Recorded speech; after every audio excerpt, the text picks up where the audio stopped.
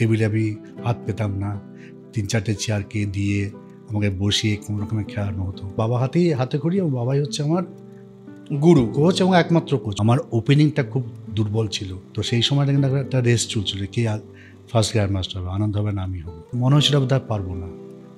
আনন্দ হয়ে গেল 88-এ। আজকে বলতে দ্বিধা নেই যে আমার প্রথম ভালোবাসা কিন্তু তখন কিন্তু দাবা ছিল না। প্রথম ভালোবাসা ছিল ফুটবল। যে ভালো প্লেয়ার তৈরি হওয়াটা থেকেও বড় হচ্ছে ভালো মানুষ হওয়া, এবং দাবাটা কিন্তু ভালো মানুষ তৈরি করে। যখন হারে বাচ্চা, তখন তার সঙ্গে বন্ধুর মতো ব্যবহার করতে হবে। Empathetic হতে হবে। হারাটাকে যে অ্যাকসেপ্ট করতে পারবে না, সে কিন্তু কোনো জায়গাতেই সে দাঁড়াতে পারবে না। হয় আমরা জিতি অথবা শিখি।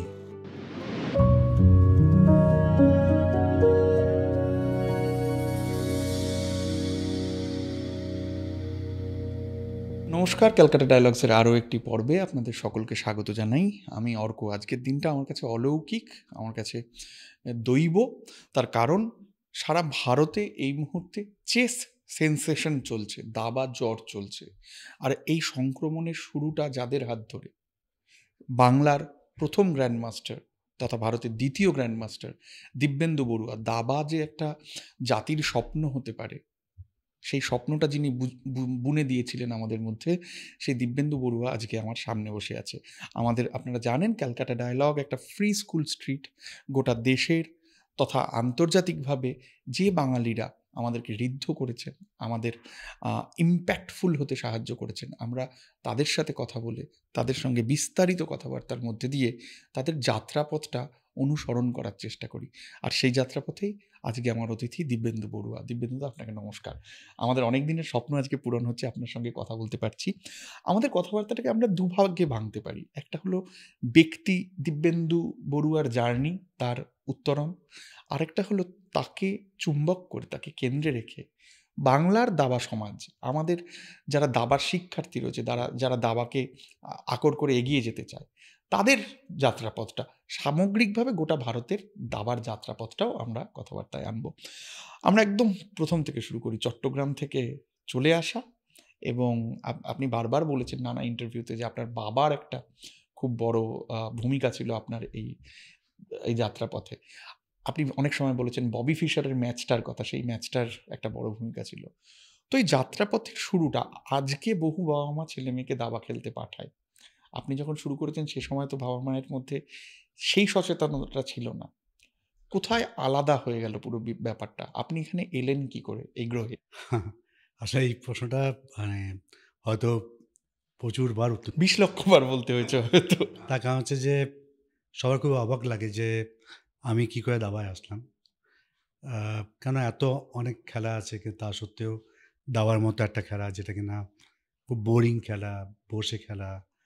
আর যে সময় আমি শুরু করেছিলাম, অর্থাৎ আজ থেকে ৫০ বছর আগে, কি তারও আগে, ১৯৭২ সালে, তখন দাবা সম্বন্ধে একটা মানুষের মধ্যে একটা অন্য ধারণা ছিল যে দাবাটা হচ্ছে বয়স্কদের খেলা, দাবাটা হচ্ছে সময় কাটানোর খেলা, এটা একটা আলস্যের দাবা প্রতীক। খেললে আলসের প্রতীক, দাবা খেললে নেশার মতো হয়ে যাবে, তারপরে পড়াশোনা খারাপ হবে, পড়াশোনা বাজে হয়ে যাবে। তো এরকম অনেক ধারণা ছিল মানুষের মনে, যার জন্য কিন্তু যখন প্রথম আমি খেলা শুরু করি, আমাকে বাবা নিয়ে যান ৬ বছর বয়সে রাইটার্স বিল্ডিংয়ে প্রথম টুর্নামেন্ট। ইনফ্যাক্ট তার আগে আমি বাবা খেলতেন, বাবা বন্ধুর সঙ্গে খেলতেন। আমার দাদা মাস্টারমশাই, আমি থাকতাম চিত্তরঞ্জন মিডিয়াম। যদিও আমার জন্ম চট্টগ্রামে, কিন্তু আমার যখন ৭ মাস বয়স, তখন আমার একটা রোগ ধরা পড়ে, রিকেট, যার চিকিৎসা চট্টগ্রামে তখন ছিল না। তখন ওখান থেকে রেফার করে কলকাতা মেডিকেল কলেজ, সেই যে আসা হয়, তারপর আর ফিরে যাওয়া হয়নি। তো এনিওয়ে, তো বাবা খেলতেন, আমার দাদা মাস্টারমার সঙ্গে, বাবার বন্ধুবান্ধবের সঙ্গে বাড়িতে খেলা চলছিল এরকম আর কি, জাস্ট এমনি শখের খেলা। বাবা কোনোদিন কিন্তু কোনো টুর্নামেন্ট, আচ্ছা আর বাবা খেলতেন হচ্ছে ভারতীয় নিয়মে, আচ্ছা, যেটা ভারতীয় নিয়ম শুরু করতে, ভারতীয় নিয়মের সঙ্গে আন্তর্জাতিক নিয়মে কিছু ফারাক রয়েছে মূল্যগত। আছে, হ্যাঁ। মূলগত। তো সেটা খেলতেন, এবং নাকি আমি পাশে বসে দেখতাম। দেখতে দেখতে হঠাৎ নাকি আমি একদিন চাল বলে দিই, কোনো একটা চাল সাজেস্ট করি, আচ্ছা। সেটা দুজনেই অগ্রাহ্য করে, ভাবে কি হাবিজাবি বকছে। তারপরে আবার কিছুদিন পরে আবার একটা চাল বলি, তখনও বাবা যথারীতি গুরুত্ব দেননি আর কি। যাই হয়, বাচ্চা ভেবেছে ওদের এমনি হাবি কোনো চাল বলছেন। তখন দাদার যে মাস্টারমশাই উনি খেলছিলেন, উনি ভাবলেন দেখা যাক না যে চালটা দিয়ে যে কী বলতে চাইছে, এটা কী গুরুত্ব আছে। ধরো আমি একটা চাল নাকি তখন দেখিয়েছিলাম। তখন দেখা গেল যে ওটাই সেই সময় ওই মুহূর্তে সবথেকে ভালো চাল। তখন বাবা আবিষ্কার করলেন যে আমি দাবাটা একটু, একটু শিখেছি। তারপরে বাবা দাবার সম্বন্ধে তখন কোনো ধারণাই ছিল না যে এটা কোথায় খেলা হয়, কীভাবে খেলা হয়, এর কোনো অর্গানাইজেশন আছে কি না। তারপরে সেই বিখ্যাত ম্যাচ ৭২ সালের ববি ফিশার, বরিস স্প্যাসকি, একজন সোভিয়েত ইউনিয়ন, সাবেক সোভিয়েত ইউনিয়ন, একজন আরেকজন আমেরিকান, ইউএস থেকে ইউএস। এসেছেন, হ্যাঁ।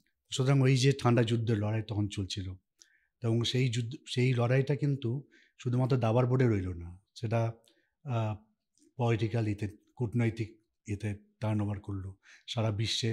তখন কে super power, Russia super power না আমেরিকার সুপার পাওয়ার, এই বুদ্ধির খেলাতে। তো তখন তো এত চ্যানেল বা এত কিছু ছিল না। তো তখন মাঝে মধ্যে কয়েকটা চাল কিছু মানে খবরটা আসতো সেই পেপার দেখে। তখন বাবা একদিন বুঝতে পারলো যে হ্যাঁ, এটা একটা মানে একটা বিশ্ব চ্যাম্পিয়নশিপ হয়, মানে তার কোনো না কোনো জায়গায় একটা অর্গানাইজেশন আছে, অল ইন্ডিয়া চেস ফেডারেশন হোক কি পশ্চিমবঙ্গের দাবা সংস্থা, কোনো একটা কিছু হতে পারে। খোঁজেই জানলেন যে হ্যাঁ, পশ্চিমবঙ্গ দাবা সংস্থা একটা আছে। তখন ওটা শিয়ালদায় ছিল অফিসটা। তখন ওখানে খোঁজ নিয়ে জানতে পারলেন যে রাইটার্স বিল্ডিংয়ে একটা টুর্নামেন্ট হতে যাচ্ছে ৭২ সালে, বোধহয় জানুয়ারি ফেব্রুয়ারি নাগাদ। সেখানে আমি প্রথম বাবা আমার নামটা দেয়, এবং আমার সঙ্গে আমার দাদাও খেলে, দুজন খেলতে যাই আমরা। এবং ওই সময় কিন্তু আরও একটা ফ্যামিলি, বাচ্চা 2 বাচ্চাই, ওরাও খেলতে এসেছিলো, কিন্তু পরবর্তীকালে আর ওরা কন্টিনিউ করেনি। আচ্ছা। কারণ যখন আমি প্রথম খেলতে বসেছি, ওটা আমার কিচ্ছু মনে নেই, আমার জাস্ট শোনা। তখন নাকি প্রচুর হইচই হয়েছে, আমি বোর্ডে মানে টেবিলে আমি হাত পেতাম না, 3-4টে চেয়ারকে দিয়ে আমাকে বসিয়ে কোনো রকমে খেলানো হতো। তারপরে তখন খেলা হতো ওই 3টে-4টে থেকে 9টা অবধি, 8টা-9টা অবধি, এই সময়টা খেলা হতো। তো সন্ধ্যাবেলার পরে আমি ঘুমিয়ে পড়তাম, আবার বাবা বসে থাকতো। তো এই সব আমার গল্পগুলো সব শুনেছি বাবার কাছ থেকে। তারপরে আস্তে আস্তে বাবা দেখলো যে না, এ তো ঠিকঠাক খেলছে। এবং বিশ্বাস করবেন না, তখন কিন্তু বাবাকে আমাদের আত্মীয়-স্বজন, বাবার বন্ধুরা সবাই কিন্তু প্রচণ্ড রকম বাধা দিয়েছিল যে এই দাবাটা হচ্ছে একটা নেশা, কেন খেলাচ্ছ? তাস, দাবা, পাশা, 3 সর্বনাশা একটা প্রবাদই আছে। কিন্তু বাবার সামাও একটা জেদ ধরে গেছিল, না আমি খেলাবো। এবং সেই খেলিয়েছিলেন বলেই ৭২ সালে আমি শুরু করি, ৭৮ সালে গিয়ে আমি প্রথম সাকসেস পাই। এই ৭২ থেকে ৭৮ এই 6 বছরের জার্নিটা ওয়াজ ভেরি টাফ এই কারণে যে তখন তো দাবার সম্বন্ধে কোনো আপনার বই বলুন, কম্পিউটার তো ছিলই না, কোচিং সেন্টার ছিল না, কোচ বলে আমাদের কোনো কনসেপ্ট ছিল না। তার মানে সে অর্থে আপনার প্রথম কোচ কিন্তু একার্থে বাবা। অবশ্যই, কারণ তারপরে বাবা জানতে পারলেন যে টুর্নামেন্ট যে নিয়মে হয় সেটা হচ্ছে ইন্টারন্যাশনাল নিয়ম, এবং ভারতীয় নিয়মের সঙ্গে কিছু ফারাক আছে, যে বোর্ডের চালটা ডিফারেন্স বা ক্যাসলিং ডিফারেন্স, এগুলো কয়েকটা মাত্র 3-4টে। তখন বাবা আমাকে ওই ইন্টারন্যাশনাল নিয়মটা শেখালেন। সুতরাং বলতে গেলে বাবা হাতে খড়ি, এবং বাবাই হচ্ছে আমার গুরু, কোচ এবং একমাত্র কোচ। কিন্তু আমি তারপর সারা জীবন আর কোচ পাইনি আর কি, কোনো কোচিংয়ের মাধ্যমে আমি বড় হইনি। তো যেটা বলছিলাম, ওই ৭৮ সালে গিয়ে আমি প্রথম সাকসেস আসে পশ্চিমবঙ্গের যে state senior, state sub junior, state junior, তখন কিন্তু 3টে এজ ক্যাটাগরিতে খেলা হতো। মানে সিনিয়র মানে ওপেন, যে কেউ খেলতে পারে, আর জুনিয়র মানে হচ্ছে আন্ডার 20 বয়সের মধ্যে হতে হবে, আর সাব জুনিয়র মানে আন্ডার 17। এখন যে প্রচুর এজ গ্রুপ হয় সেটা তখন ছিল না। সুতরাং আমার ওই 6 বছর বয়সে বা 7 বছর বয়সে আমায় কিন্তু খেলতে হতো মিনিমাম 12, 14, 17 বছর বয়সে বা তারও উপরে। কারণ আমার বাচ্চা তখন আবার খেলতো না। বাচ্চাদের খেলাটা কিন্তু পরের দিকে আস্তে আস্তে অবশ্যই এর জন্য বিষণদান আনন্দের দান প্রচুর, মানে আপনাদের হ্যাঁ, দেখে কারণ দাবারে যে বাচ্চারা খেলতে পারে, খেলাটা উচিত বা খেলা যায়, সেই দরজাগুলি আস্তে আস্তে খুলে গেল। এই ধারণাটা আস্তে আস্তে খুলে গেছে। আপনি বলছিলেন যে আপনার প্রথম সাফল্য ৭৮ নাগাদ, ৭৮-এ স্টেটের 3টে গ্রুপে চ্যাম্পিয়ন হই। তার মানে 4 বছরের মধ্যে মানে 16 বছর বয়সে আপনি 1982 নাগাদ আপনি বাইরে আন্তর্জাতিক বিশ্বে পা রাখছেন সে অর্থে, যেখানে আপনি ভিক্টর কোর্চনয়কে হারিয়ে দিচ্ছেন। আমি যদি খুব ভুল না করি সে সময় তার র্যাঙ্ক হচ্ছে বিশ্বে 2। সেই ঘটনার কথা, সেই সময়টার কথা মনে আছে? কিভাবে প্রস্তুতি নিয়েছিলেন? ম্যাচটা কেমন হয়েছিল? সেই ম্যাচের টেনশন ওয়েল ডকুমেন্টেড নয়, আমরা যদি আপনার থেকে একটু শুনতে পাই। অবশ্যই মনে আছে, এবং এটা আমার জীবনের অন্যতম স্মরণীয় মুহূর্ত বলা যেতে পারে। কেননা ওই গেমটার জন্যই আমি আন্তর্জাতিকভাবে সবাই তখন বুঝতে পারো, রেকগনিশনটা পেলাম বলতে পারে।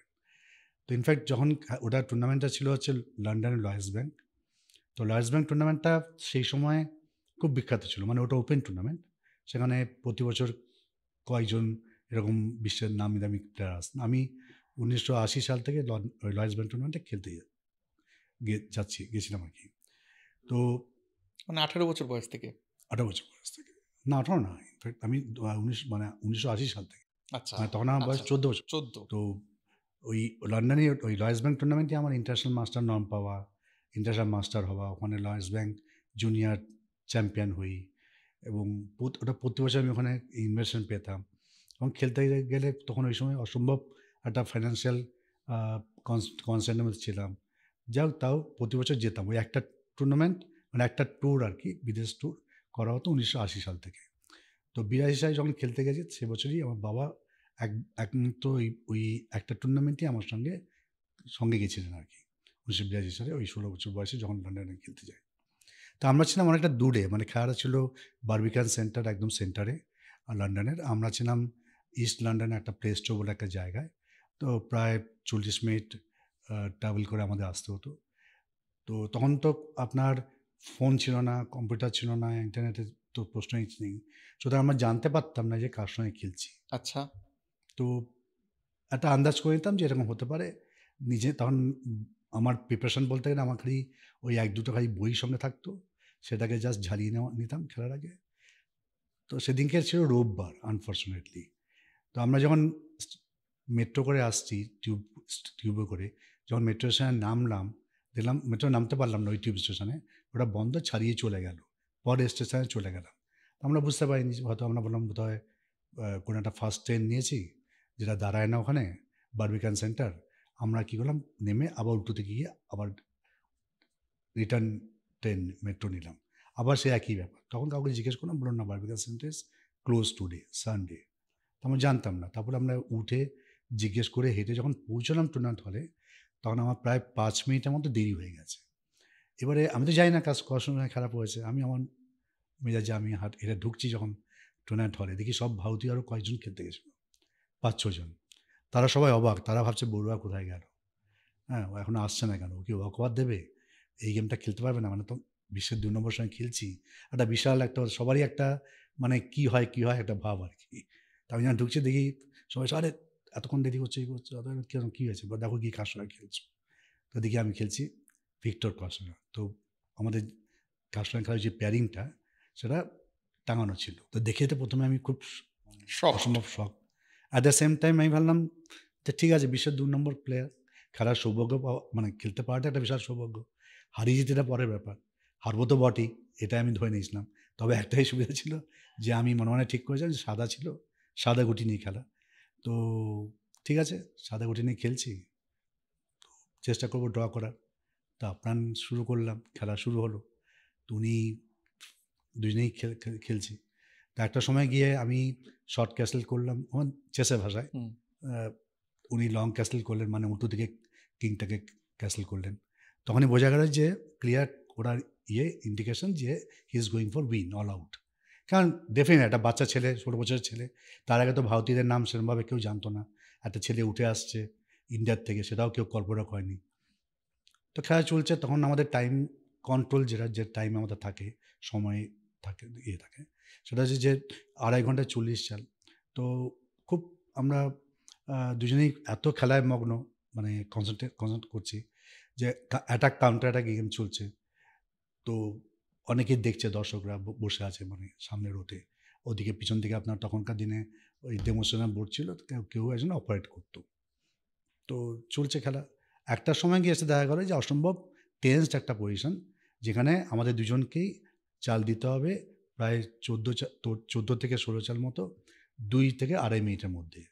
সেই সময় লেখা বন্ধ করে দিলাম নিয়ম অনুযায়ী, বন্ধ করে তখন চাল তাড়ানো, ফটাফট চাল তাড়ানো করলাম। একবার ও অ্যাটাক করছে, আমি ডিফেন্স করছি, আবার কাউন্টার অ্যাটাকে যাচ্ছি। এটা অনেকটা মানে ফুটবলের অ্যাটাক কাউন্টার অ্যাটাক চলছে। এইভাবে খেলতে একসময় উনি কিন্তু ড্র পেয়ে গেছিলেন এক জায়গায়, যে রিপিটেশন অফ মুভ আমাদের রুল অনুযায়ী 3বার যদি একই চাল দুজনেই দেয় তাই ড্র হয়। উনি কুইনের চেক দিলে আমি পাওয়াতে পারতাম না, ড্র হতো।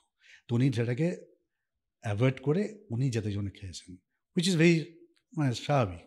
তো উনি খেয়েছেন এবং একটা ওই তাড়াহুড়োর মধ্যে ভুল করেছেন, সেটাকে কাজে লাগিয়ে এবার তাও আমাদের কেউ বুঝতে পারেনি যে আমি জিতছি।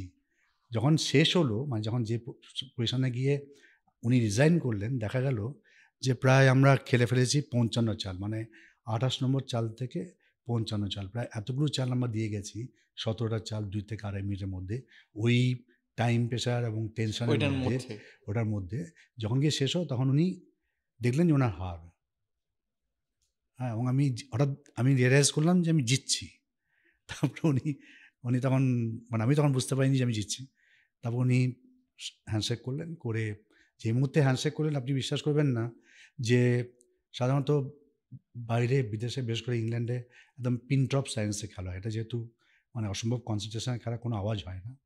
তো যারা সামনে দেখছিল বসে, হঠাৎ দেখি সবাই হাততালি দিতে আরম্ভ করলো। যারা অনেক ইন্ডিয়ান ছিল, অনেক এবং কি বিদেশি প্লেয়ারও ছিল। একটা 16 বছরের বাচ্চা ওয়ার্ল্ড নাম্বার 2 ভিক্টর কসনয়, একজন বিতর্কিত, একজন খুব নাম শুনেছে। তো কার্পভ কসনয় যে ম্যাচটা, তো এই জন্য ওনাকে সবাই খুব মানে পছন্দ করতেন নাকি। তা হারি, তখন সবাই হাত দিত, আমি তখন চমকে গেলাম। আমিও ভাবলাম কী করবো, কীভাবে রেসপন্স করবো বুঝতে পারিনি। তারপর যাই হোক খেলা হয়ে গেল, উনি হ্যান্ডশেক করলেন।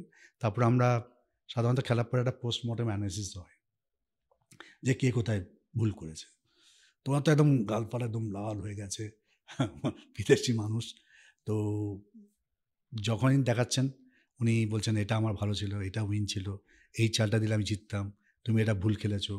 তা আমি চুপচাপ সরে গেছি, কারণ আমি ওনার কাছে তখন জানছি, শিখছি।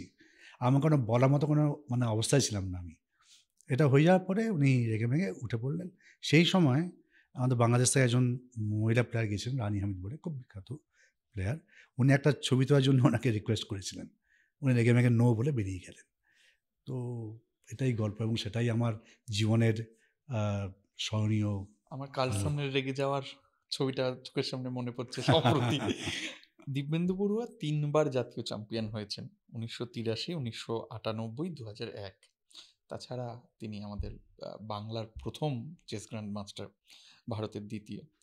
এই জার্নিটা, এটা তো একটা নিজেকে বারবার এক জায়গায় শ্রেষ্ঠত্বের চূড়ায় বসিয়ে রাখার জন্য একটা বিপুল অধ্যবসায়, বিপুল পরিশ্রম লাগে। এই 3বার জাতীয় চ্যাম্পিয়ন হওয়ার বা গ্র্যান্ডমাস্টার খেতাবটা অর্জন করার জার্নিটা আজকে এত দূরে দাঁড়িয়ে, অনেকটা দূরে দাঁড়িয়ে এই লড়াইটা, আমরা ক্রিকেটের লড়াই, সুনীল গাভাস্কর কিভাবে নিজেকে তৈরি রাখতেন, কপিল দেব নিজেকে কিভাবে তৈরি করতেন, সৌরভ গাঙ্গুলি, সচিন তেন্ডুলকর নিজেদের কি করে তৈরি রাখতেন, নিজেদেরকে দাঁড় করিয়ে রাখতেন, একটু পিছিয়ে এসে আবার খেলাটার মধ্যে ঢুকে যেতেন, সেই গল্পগুলো আমরা পাই, জানি। কিন্তু এই যে একজন চেস গ্র্যান্ড মাস্টার প্রায় 20 বছর 25 বছর এক জায়গায় নিজেকে দাঁড় করিয়ে রেখেছে, এর রহস্যটা, এটা কিভাবে সম্ভব হয়? এই লড়াইটা যদি একটু বলেন। এটা তো নিজের সঙ্গেও নিজের একটা লড়াই। ডিফিকাল্ট খুব, মানে আনসার দাও। তার কারণ হচ্ছে, যেমন আমি যখন যখন খেলছি আর কি, তখন ভাদুদা বা আমি ছিলাম মানে উঠতি প্লেয়ারদের মধ্যে, প্রমিজিং। তখন আমাকে বলা হতো হুডিনি বড়ুয়া, আমাকে অনেকে বলতো, যে বিখ্যাত ম্যাজিশিয়ান হুডিনির নামে।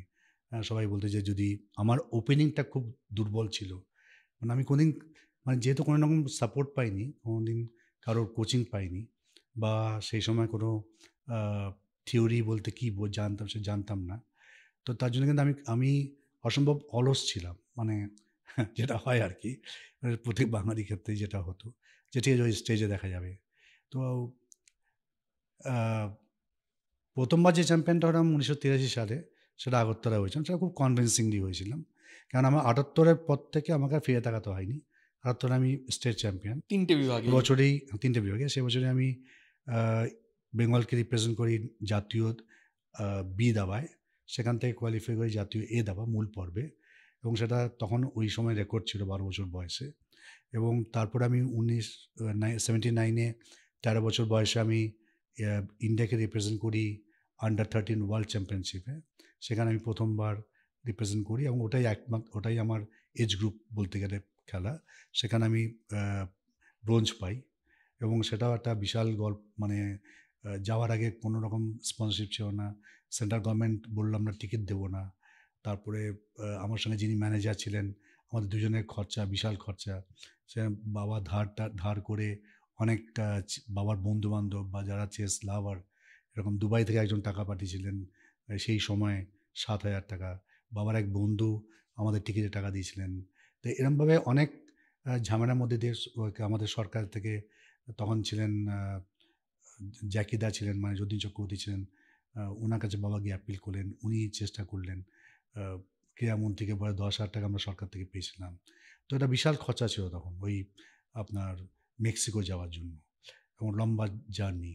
তো সেখান থেকে কষ্ট করে তখন যখন ফিরে আসলাম, তারপরে অনেক জায়গাতে অনেক রকম পেয়েছিলাম, মানে ফাইন্যান্সিয়াল সাপোর্ট পেয়েছিলাম, কিন্তু ওই জার্নিটা খুব টাফ ছিল।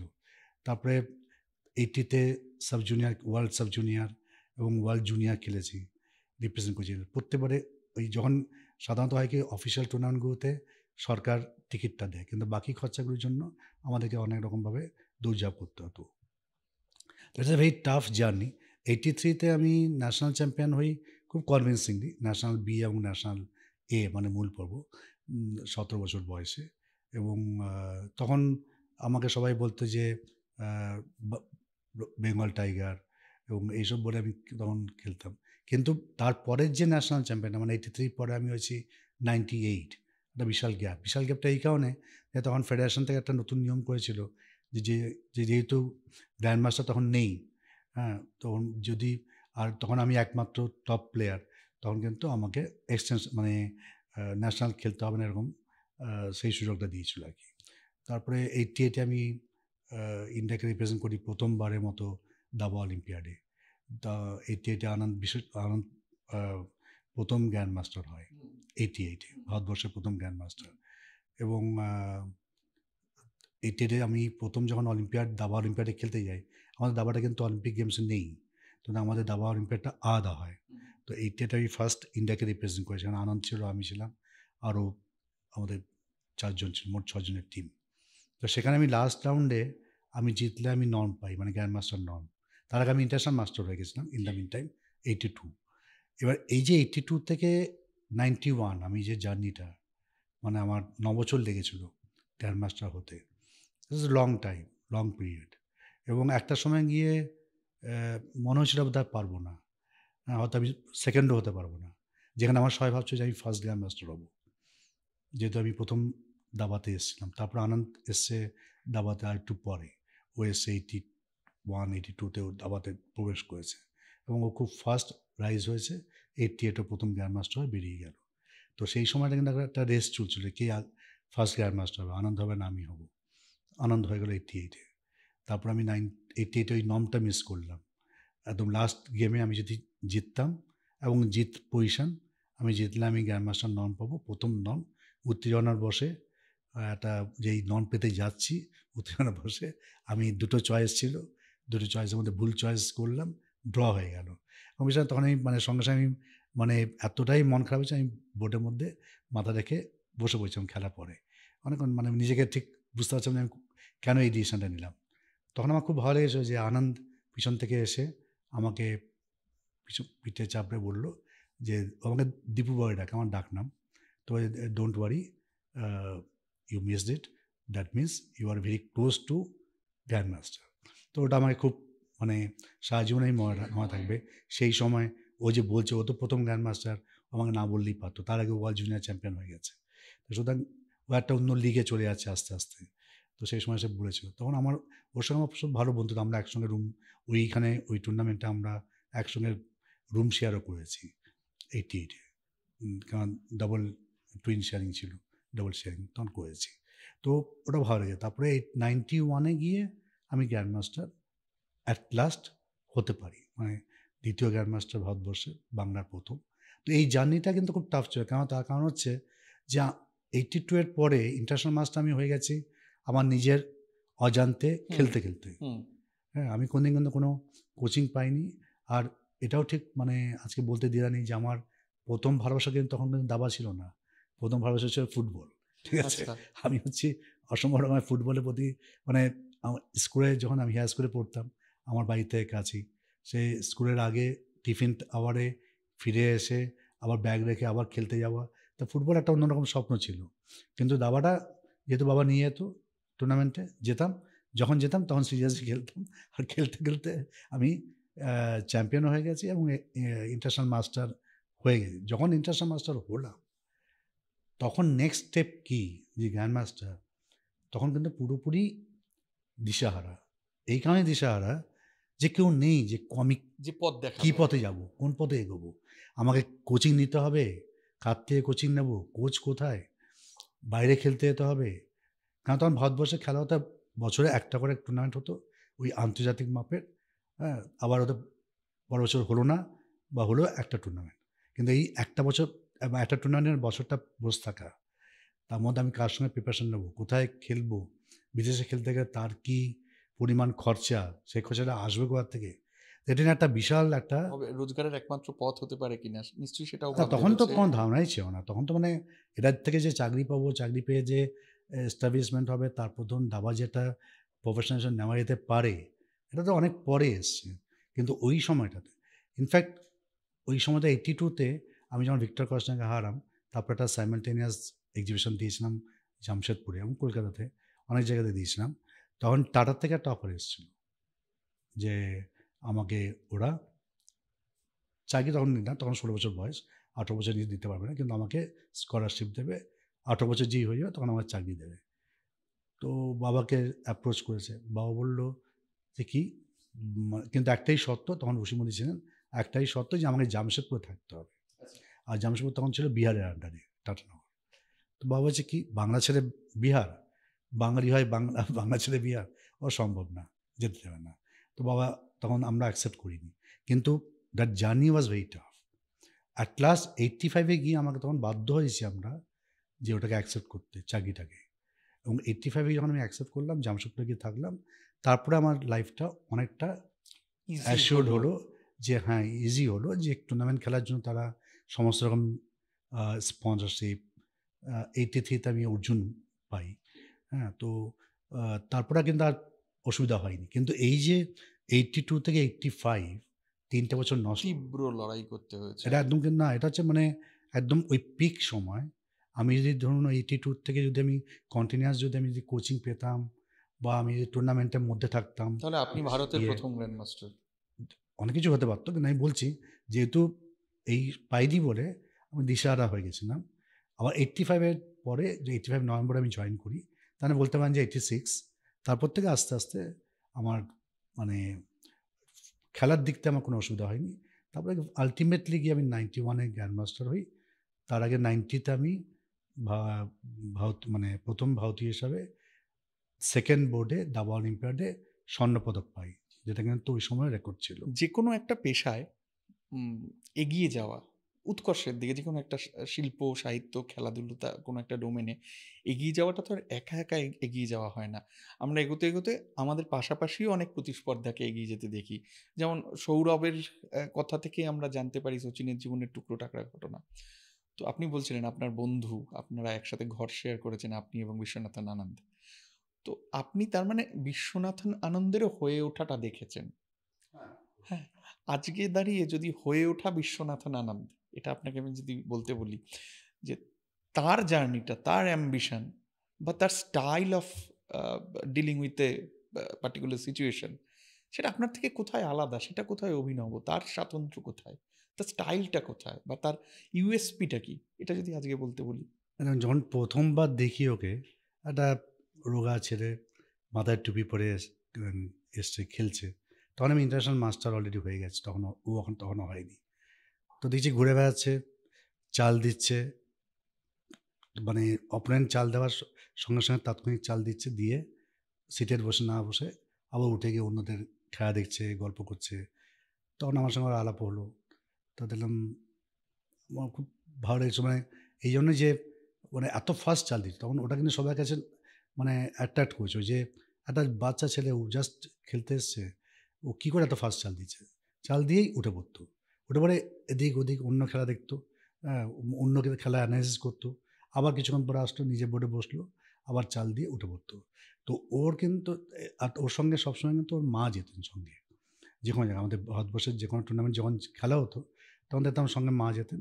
আর যেহেতু ওর বাবা যেহেতু রেলে ছিলেন, খুব বড় পোস্টে ছিলেন, তাই জন্য ও মানে ওরা আলাদা থাকতো আর কি, মানে ওর মা হচ্ছে মানে আনন্দকে নিয়ে, ছেলেকে নিয়ে আলাদা জায়গা থাকতো, রেলের কোনো ভালো জায়গা থাকতো। সুতরাং আমাদের সঙ্গে একসঙ্গে আমরা কোনোদিন থাকিনি ওই শুরুর দিকটায়, কিন্তু দেখতাম আর মনে মনে ভাবতাম যে ঠিক আছে, মানে বাবার চাকরি, ভালো চাকরি করে বলে বেশ আলাদা থাকতো, আমরা একটু হিংসে হতো ডেফিনেটলি, কারণ আমরা ওই টিপিক্যাল, তখন আমরা ধর 4 জন 6 জন একটা রুম শেয়ার করছি, স্কুলে থাকার জায়গা দিত, বেঞ্চ পেতে তেমন থাকতাম আমরা খুব, কারণ তখন এত কিন্তু ফেসিলিটি তখন ছিল না তখন, কিন্তু আনন্দ আসতো, খেলতো, চলে যেত। কিন্তু হ্যাঁ, আমাদের সঙ্গে গল্প করতো, অ্যানালাইসিস করতো, মানে অন্যের গেম নিয়ে, নিজের গেম নিয়ে অ্যানালাইসিস করতো, আমাদের গেম নিয়ে অ্যানালাইসিস করতো, যে আমরা কোথায় ভুল করছি, কী করছি, কার কী খেলা উচিত ছিল, সব সাহায্য করতো। এবং ওর যেটা ইউএসপি হচ্ছে যে অসম্ভব তড়িৎগতিত চাল দিয়ে, যার জন্য ওকে কিন্তু লাইটনিং কিড বলতো। হ্যাঁ, মানে ওর ইউএসপিটা, মানে ও কোনো সময় কিন্তু ভাবতো না, এবং ওকে যদি ভাবাতে পারতাম, সেটাই আমাদের কাছে তখন কিন্তু একটা বিশাল একটা অ্যাচিভমেন্ট হতো। আমি বলছি, আমি আর আমাদের আমরা একটা গ্র্যান্ড মাস্টার টুর্নামেন্টে খেলছি, আমি, প্রবীণ থিপসে, রবি শেখর, পরমেশ্বরন, আনন্দ, তখনকার দিনে যারা আমরা মানে ইন্টারন্যাশনাল মাস্টার এবং তথাকথিত তখন ভালো প্লেয়ার তখন খেলছি, তখন আমাদের টার্গেট হতো প্লেয়ারদের মধ্যে যে ওকে ভাবানো, মানে ও যদি বসে যদি 10 মিনিট ভাবতো, সেটা আমাদের যে প্লেয়ার ভাবাতে পারছে ওকে, তার বড় অ্যাচিভমেন্ট। তো আমরা তার মানে আনন্দ টাইম নিচ্ছে, মানে কিছু একটা হয় প্রবলেম, কথা বলতে পেরেছি, হয় প্রবলেমে পড়েছে, আর তাই না ওকে এইভাবে বসিয়ে রেখে টাইম ও নিতে মানে এটা বিশাল একটা অ্যাচিভমেন্ট। তো ওইটা কিন্তু ওর যেমন ইউএসপি ছিল, পরের দিকেও বুঝেছিল যে এটা কিন্তু ওর বিশ্বের দরবারে গিয়ে এত ফাস্ট খেললে হবে না, অনেক সময় উইন গেম মিস করতো ওই তাড়াতাড়ি চালের জন্য। যার জন্য দেখুন আজকে সবাই কিন্তু আনন্দকে বলে যে ও কিন্তু একজন সত্যিকারের বিশ্ব চ্যাম্পিয়ন, তার কারণ হচ্ছে প্রত্যেকটা ফর্ম্যাটে, ও যেহেতু ক্লাসিক্যাল ফর্ম্যাটের চ্যাম্পিয়ন, র্যাপিড ফর্ম্যাটের চ্যাম্পিয়ন, ব্লিটজ ফর্ম্যাটের চ্যাম্পিয়ন, এবং অসম্ভব ভালো র্যাপিড প্লেয়ার, দাবা প্লেয়ার ছিল। সুতরাং ওর অ্যানালাইসিস স্টাইলটা অসম্ভব ফাস্ট, মানে আমরা ধরুন একটা পজিশনকে যদি অ্যানালাইজ করতে ধরুন যদি আমাদের 25 মিনিট লাগতো, যে ফাইনাল কল পজিশনে পৌঁছাতে, যে ওই পজিশনটা আমার জন্য ভালো কি ঠিক, সেটা কিন্তু আনন্দ কিন্তু হয়তো 5 মিনিটের মধ্যে সেটা দিত।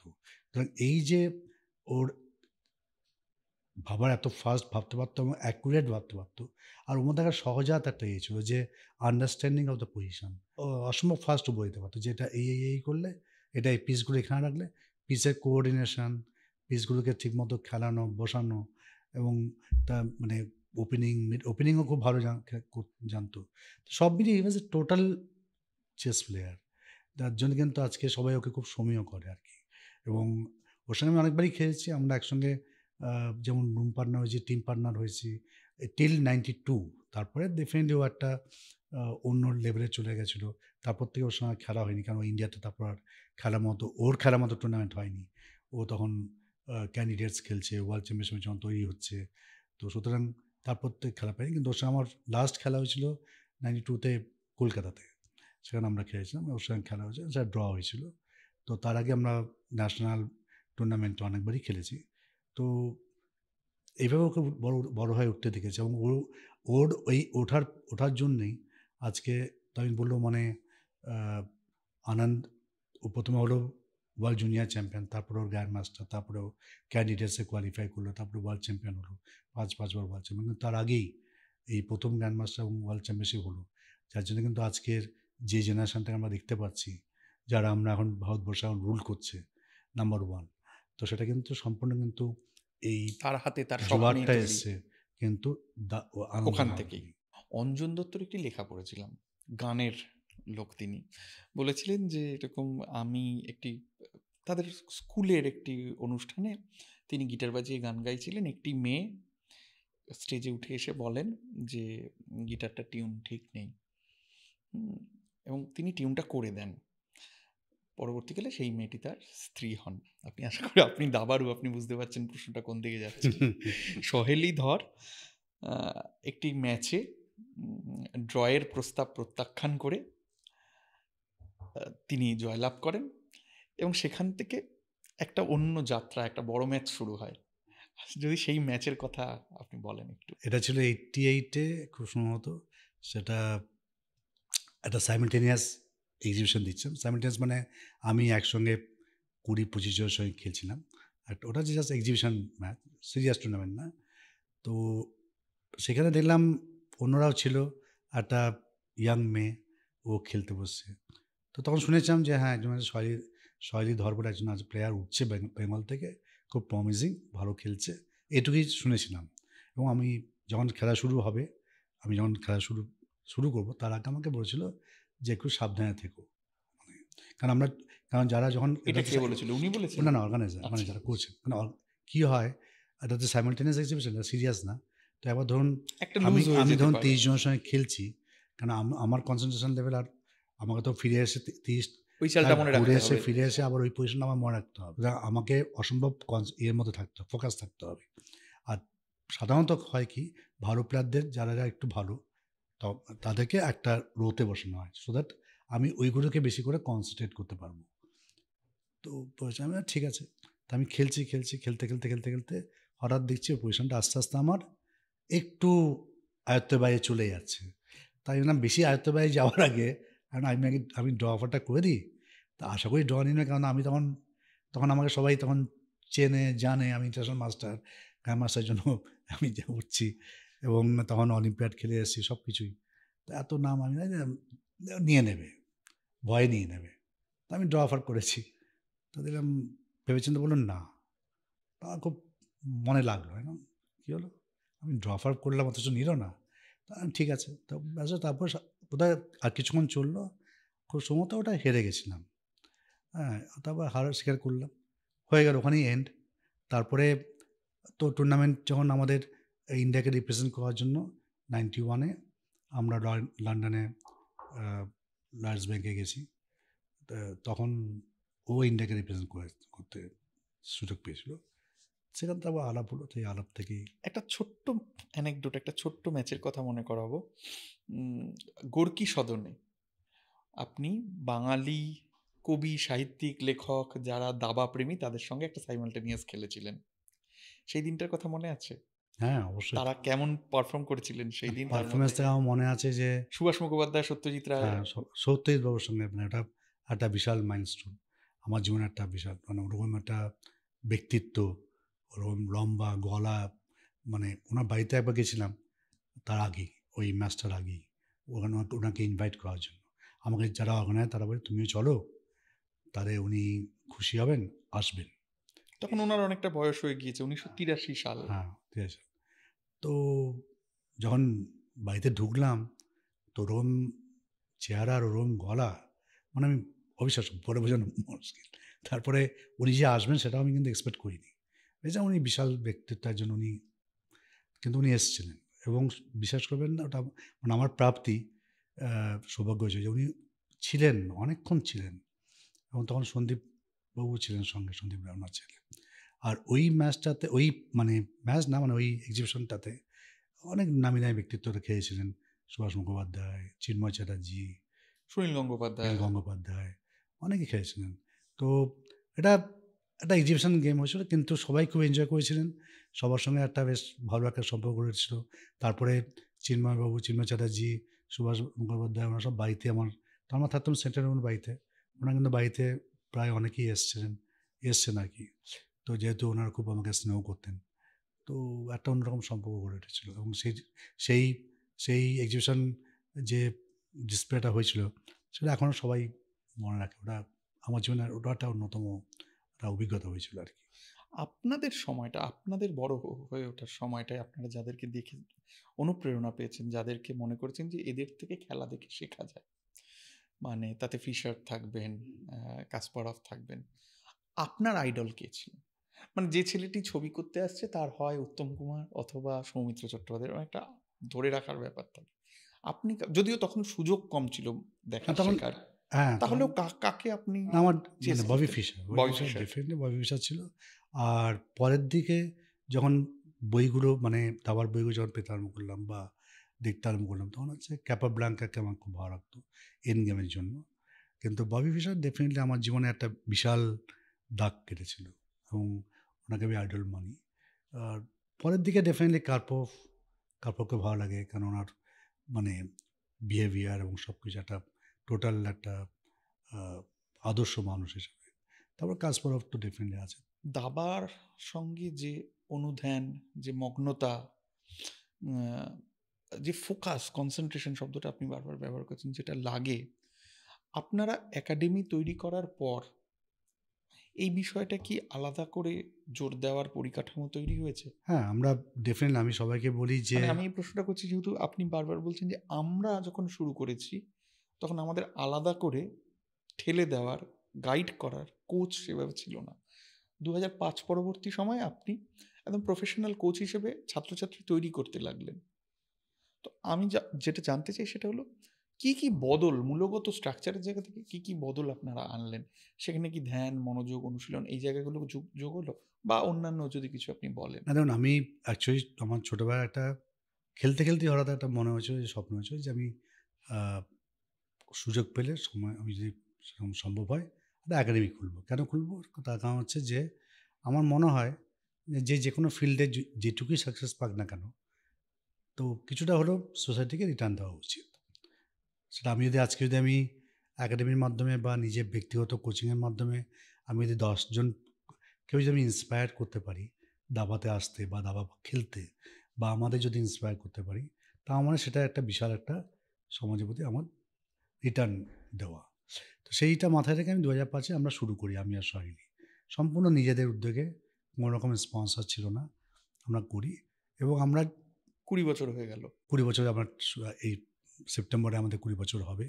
তো আমাদের এই জার্নি পথে আমাদের অনেক অসুবিধা হয়েছে। আমরা যতটা পেরেছি নিজেদের মতো করে করেছি, এবং আমাদের নিজেদের যে খেলার জীবনের যে অভিজ্ঞতাগুলো, মানে আমার আমি যে গেমগুলো খেলেছি তার থেকে যে অ্যানালাইসিস করা, সেখান থেকে, কারণ আমাদের আহ, কোনো তৈরিগত কোনো সিলেবাস ছিল না।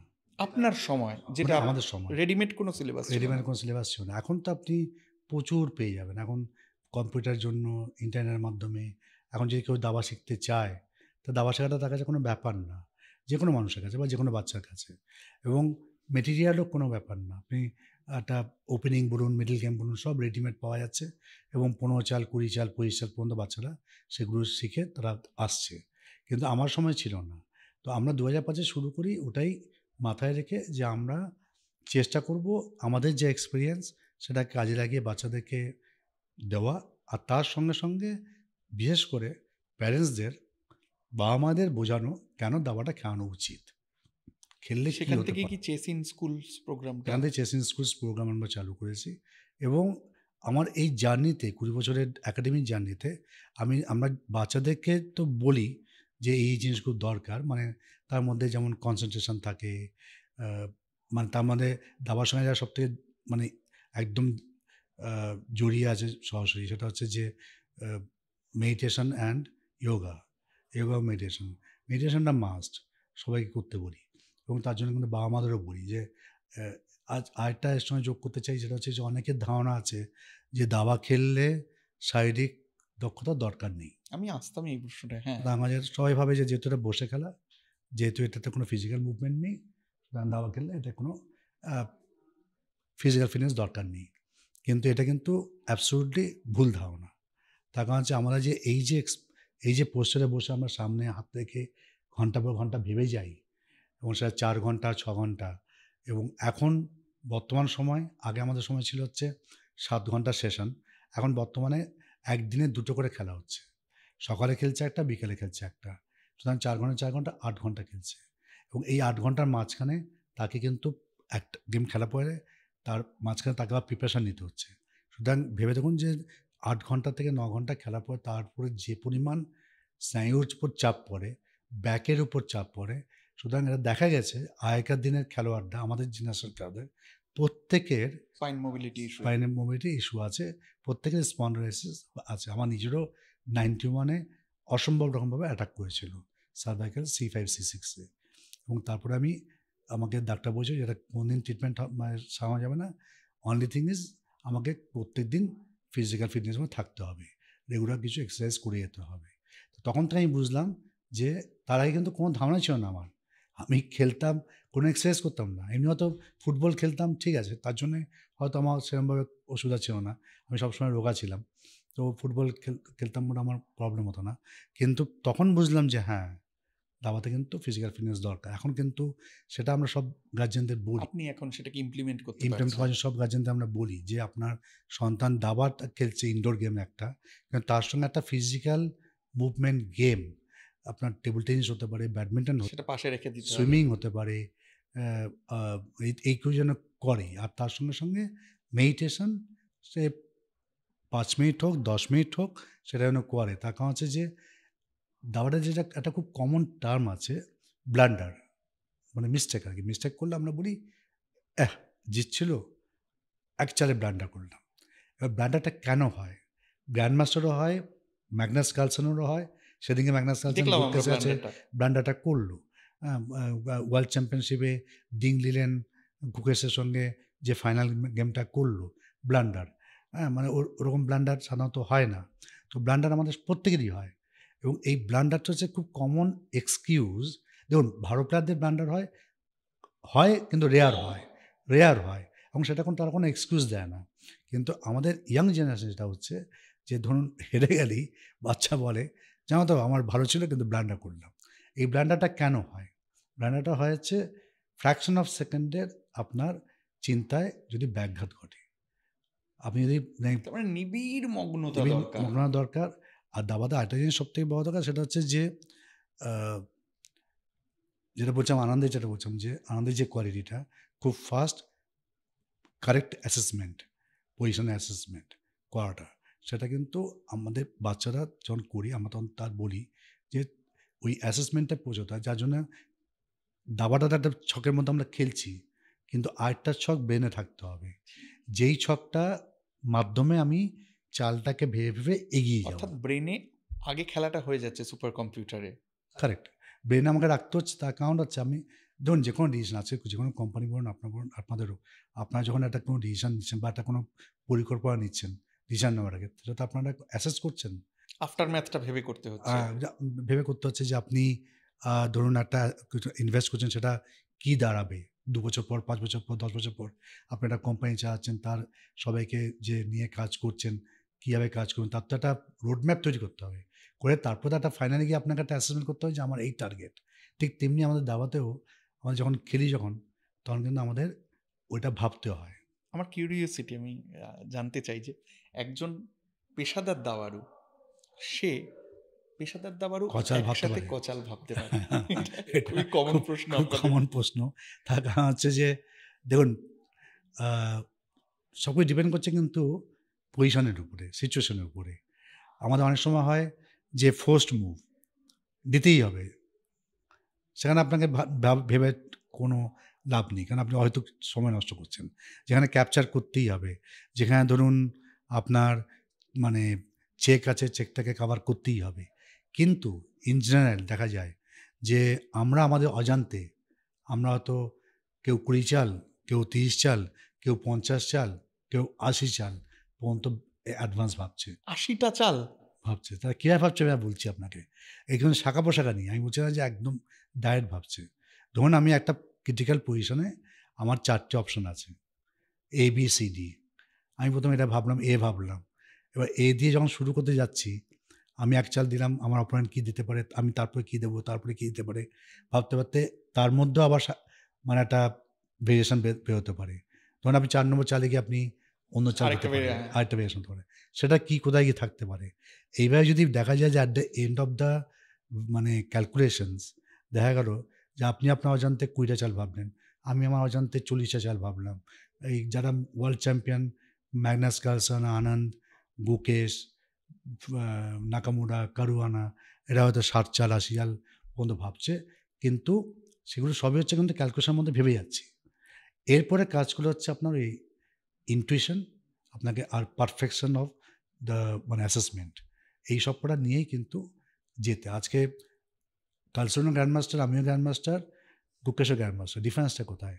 এই জায়গাটা ডিফারেন্স, যে কে কত অ্যাকিউরেট অ্যাসেসমেন্ট করতে পারছে, কে কত অ্যাকিউরেট ক্যালকুলেট করতে পারছে, অ্যান্ড কে কত অ্যাকিউরেট ডিসিশন মেকিং করতে পারছে, and that is the difference. আপনি কার্লসনের নামটা আনলেন, তার মানে আমাকে এখন এই প্রশ্নে যেতেই হয়।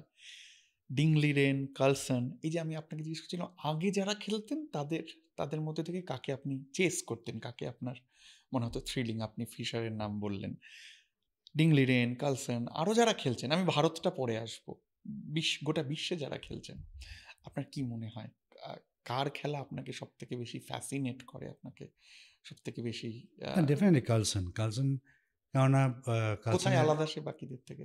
কার্লসন আলাদা হচ্ছে মানে একদম স্ট্রিট ফাইটার টাইপের। স্ট্রিট ফাইটার আমি এই কারণে বলছি, ও কিন্তু একটা পজিশন দেখে মনে হয় যে কিছু নেই, ওইটা মনে হচ্ছে খুব ডাল, মানে ইকুয়াল, হয়তো ড্র হতে হবে, ও কিন্তু ওটাকেই রগড়ে জিতে যাবে। মানে ওই যে পজিশনটাকে ও মানে একদম ক্ষুদ্র একদম যে অ্যাডভান্টেজটা, ও কী করে পজিশনটাকে না মানে প্রত্যেক চালের মধ্যে ও পজিশনটাকে ইমপ্রুভ করতে চেষ্টা করে। আচ্ছা, এবং ওই যে তার মানে অ্যাটিটিউডটা, ওটা কিন্তু সাধারণত থাকে না। কী হয়, আমরা সাধারণত যদি অ্যাডভান্টেজ পাই তখন সবাই চেষ্টা করে জেতার, যখন মনে হয় এটা ইকুয়াল, আর কেউ ওটাকে নিয়ে বেশি এগোতে চায় না, কারণ এনার্জি দিতে চায় না পরে গেমিংটা। কিন্তু কার্লসন হচ্ছে অসম্ভব রকমভাবে সে কিন্তু একটা যে কোনো পজিশন থেকে ও ওটাকে বের করার চেষ্টা করে। এই যে জিনিসটা, এটা কিন্তু ও নতুনত্ব এনেছে দাবাতে। সবাই যারা ওয়ার্ল্ড চ্যাম্পিয়ন তাদের কী হয়, তাদের সবাই প্রিপারেশনের মধ্যে দিয়ে থাকে, তাদের 6 জন 8 জন 10 জন তাদের সাপোর্ট সিস্টেম থাকে, তারা কাজ করে যায়, তারা বলে ধরে এটা খেললে এই প্লাস এই। এবার যে খেলছে সে ডিসিশনটা নিচ্ছে, সে দেখলো, চেষ্টা করে দেখলো যে পেলো না কিছু, ঠিক আছে, এর মধ্যে আর কিছু নেই, আমার অপোনেন্ট ভালো খেলেছে বা আমি কিছু করতে পারিনি, তখন আমি এই ড্রপ মেনে নিই, আমি আর বেশি রিস্ক নেবো না বা আমার এনার্জি নষ্ট কিন্তু করবো। ও সেটা করবে না। কিন্তু কার্লসন কিন্তু ওর অফুরন্ত এনার্জি, হ্যাঁ, ও ওই ডাল পজিশন থেকে, সিম্পল পজিশন থেকে কীভাবে খেলাটাকে বের করতে হয়, ওর টেনাসিটিটা অসম্ভব। তার জন্য কিন্তু ও ডাল পজিশন থেকে ওর খেলা বের করে নেয়। আমরা ভারতবর্ষে আসি, আমরা দেখতে পাচ্ছি এক পাল নতুন ছেলে, এবং আমরা খুবই আনন্দিত, উৎফুল্ল যে তাদের ভবিষ্যতের কথা ভেবে। 2-3 রকম জায়গায় আমাদের ভাবতে হবে, 2-3টে প্রশ্ন করতে চাই। প্রথমেই জিজ্ঞেস করি যে কেন তামিলনাড়ু, বা আরও স্পেসিফিকভাবে বললে কেন দক্ষিণ ভারত?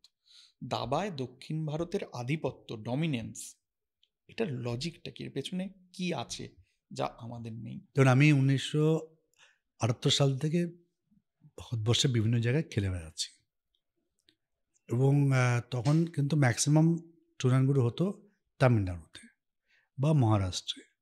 মানে 50 বছর, 54-55 বছর হয়ে গেল আপনি হ্যাঁ, আমি এটার 72 মধ্যে সাল থেকে রয়েছেন। আমি হ্যাঁ, না ঠিক 72 খেলা শুরু করেছি, কিন্তু 78 সাল থেকে আমি ঘুরে ঘুরে বেড়াচ্ছি, বেড়াচ্ছি। রাইট? তো আমি 76-এ আমি কোজিকোডে গেছিলাম, এখন কালিঘাট। হ্যাঁ, হ্যাঁ, তখন গেছি না, হ্যাঁ। এখন বোধহয় অন্য নাম হয়েছে কালিঘাট। তো তখন গেছিলাম, তখন দেখেছিলাম যে ওখানেও দাবার কতটা বিস্তার হয়েছে। মানে বিস্তারটা আমি এই কারণে বলছি যে ডিস্ট্রিক্টে দাবা ছড়িয়ে গেছিলো ওই সময়তেই। মানে তামিলনাড়ুর এক একটা জায়গায়, প্রত্যন্ত ডিস্ট্রিক্টে দাবার টুর্নামেন্ট হতো ওই সময়। মহারাষ্ট্র ঠিক তাই।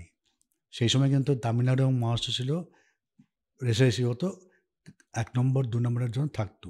তখন আমাদের 20 জন আমাদের ন্যাশনাল চ্যাম্পিয়নশিপে মূল পর্বে 20 জন খেলতাম।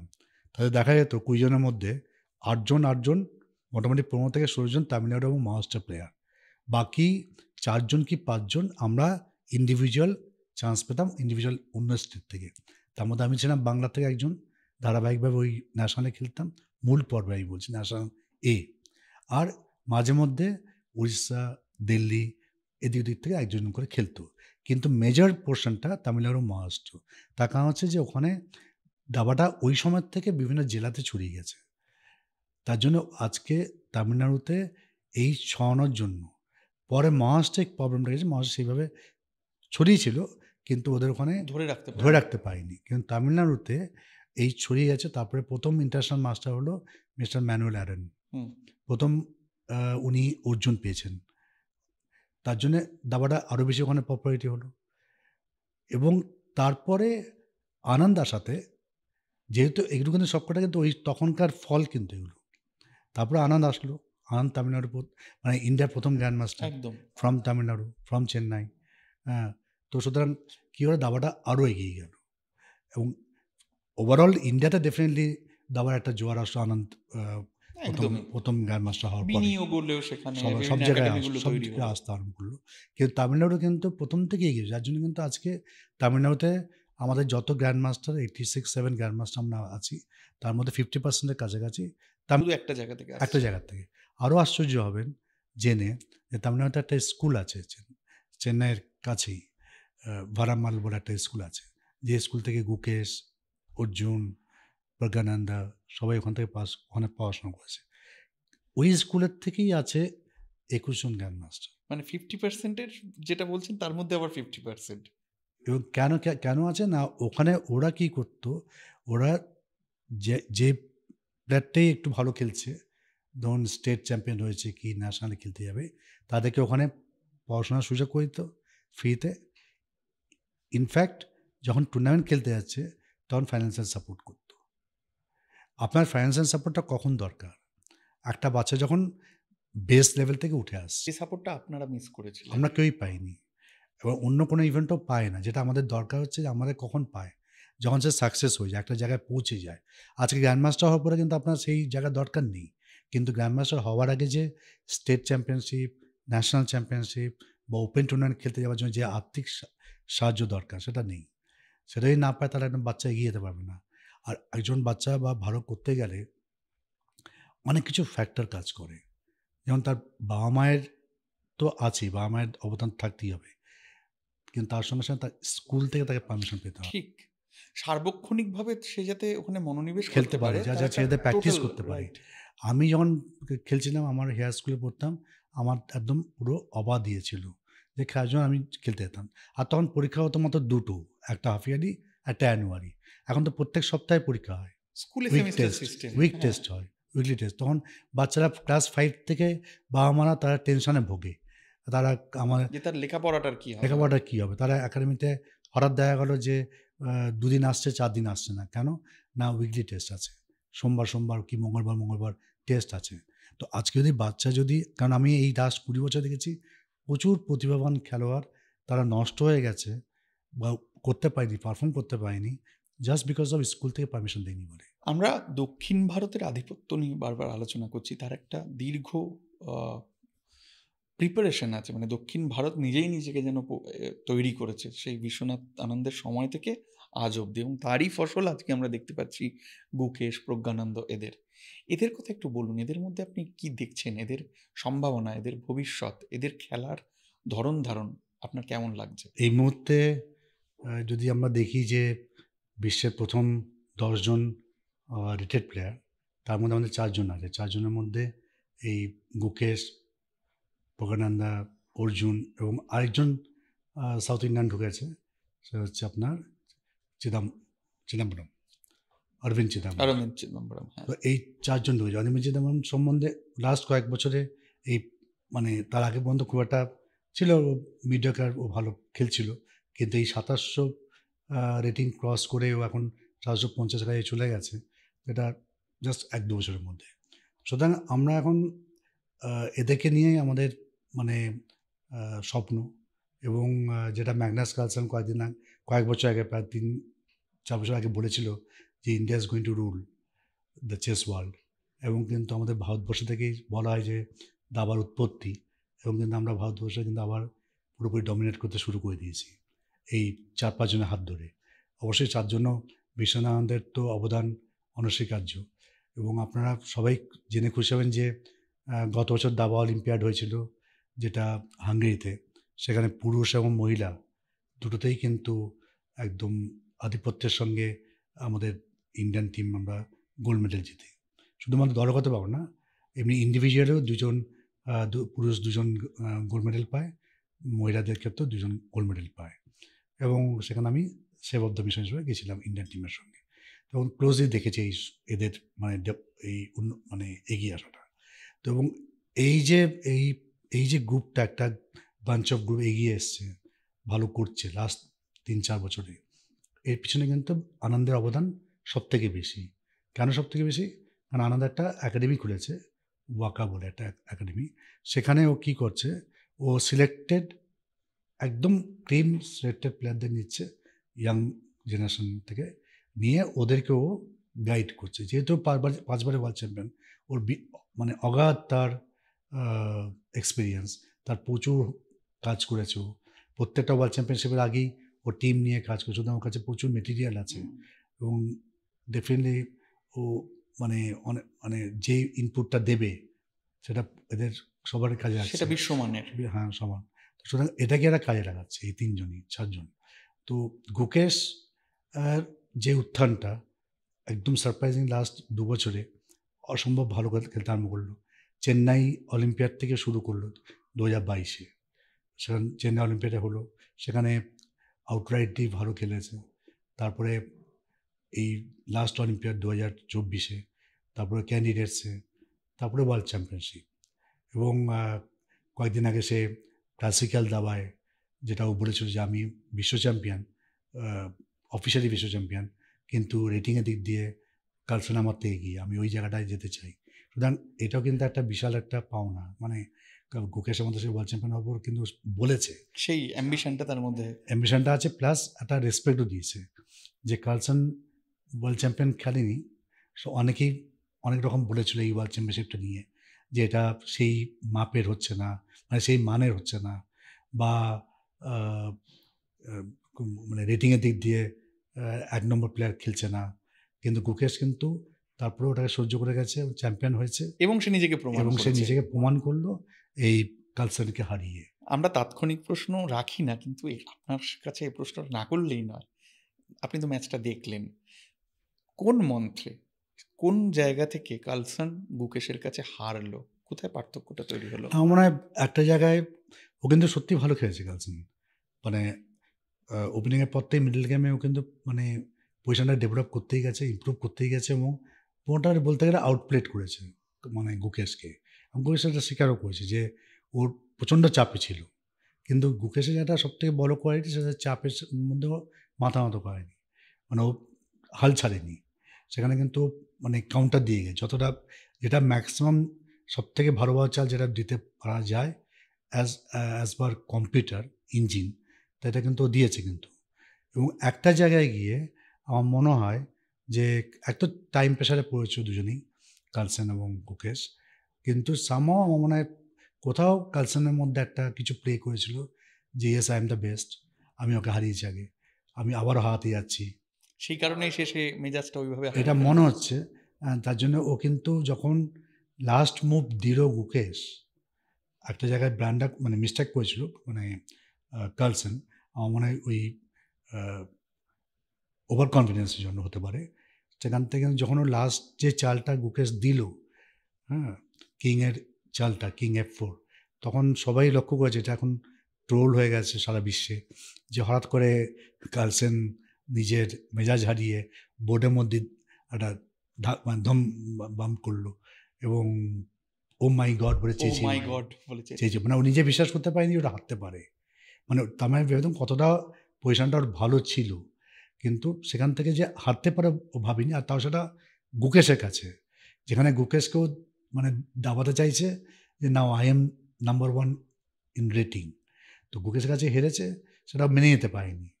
এতটাই ওর মানে রাগ বা ভিতর থেকে বেরিয়েছে, যেটা সাধারণত দাবা প্লেয়ারদের হয় না বলবো না, আমাদের রাগ হয়, আমরাও রক্ত মাংস করা মানুষ, আমাদের দাবা প্লেয়াররা অনেক অনেক মানে কুল থাকে, শান্ত থাকে। আমরা হেরে গেলে সেটা সাধারণত প্রকাশ পায় না, আমরা মানে মনের মধ্যে একটা খিচখিচ করতেই থাকে, হারলাম বলে থাকে, কিন্তু সেটা আমরা প্রকাশ পাই না, এক্সপোজড হয় না, কারণ আমাদের এটা ফুটবল বা এর মতো আমরা সঙ্গে সঙ্গে জিতলে মানে হাত দিকে করা।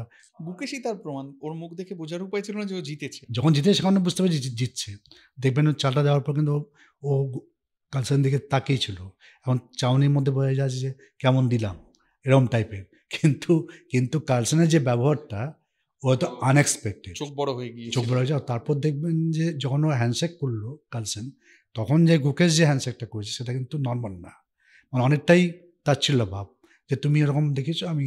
তারপরে কিন্তু গুকেশ উঠে গেল, একটা জায়গায় দাঁড় করালো। এক জায়গায় দাঁড় করলো, কন্ট্রোল করলো।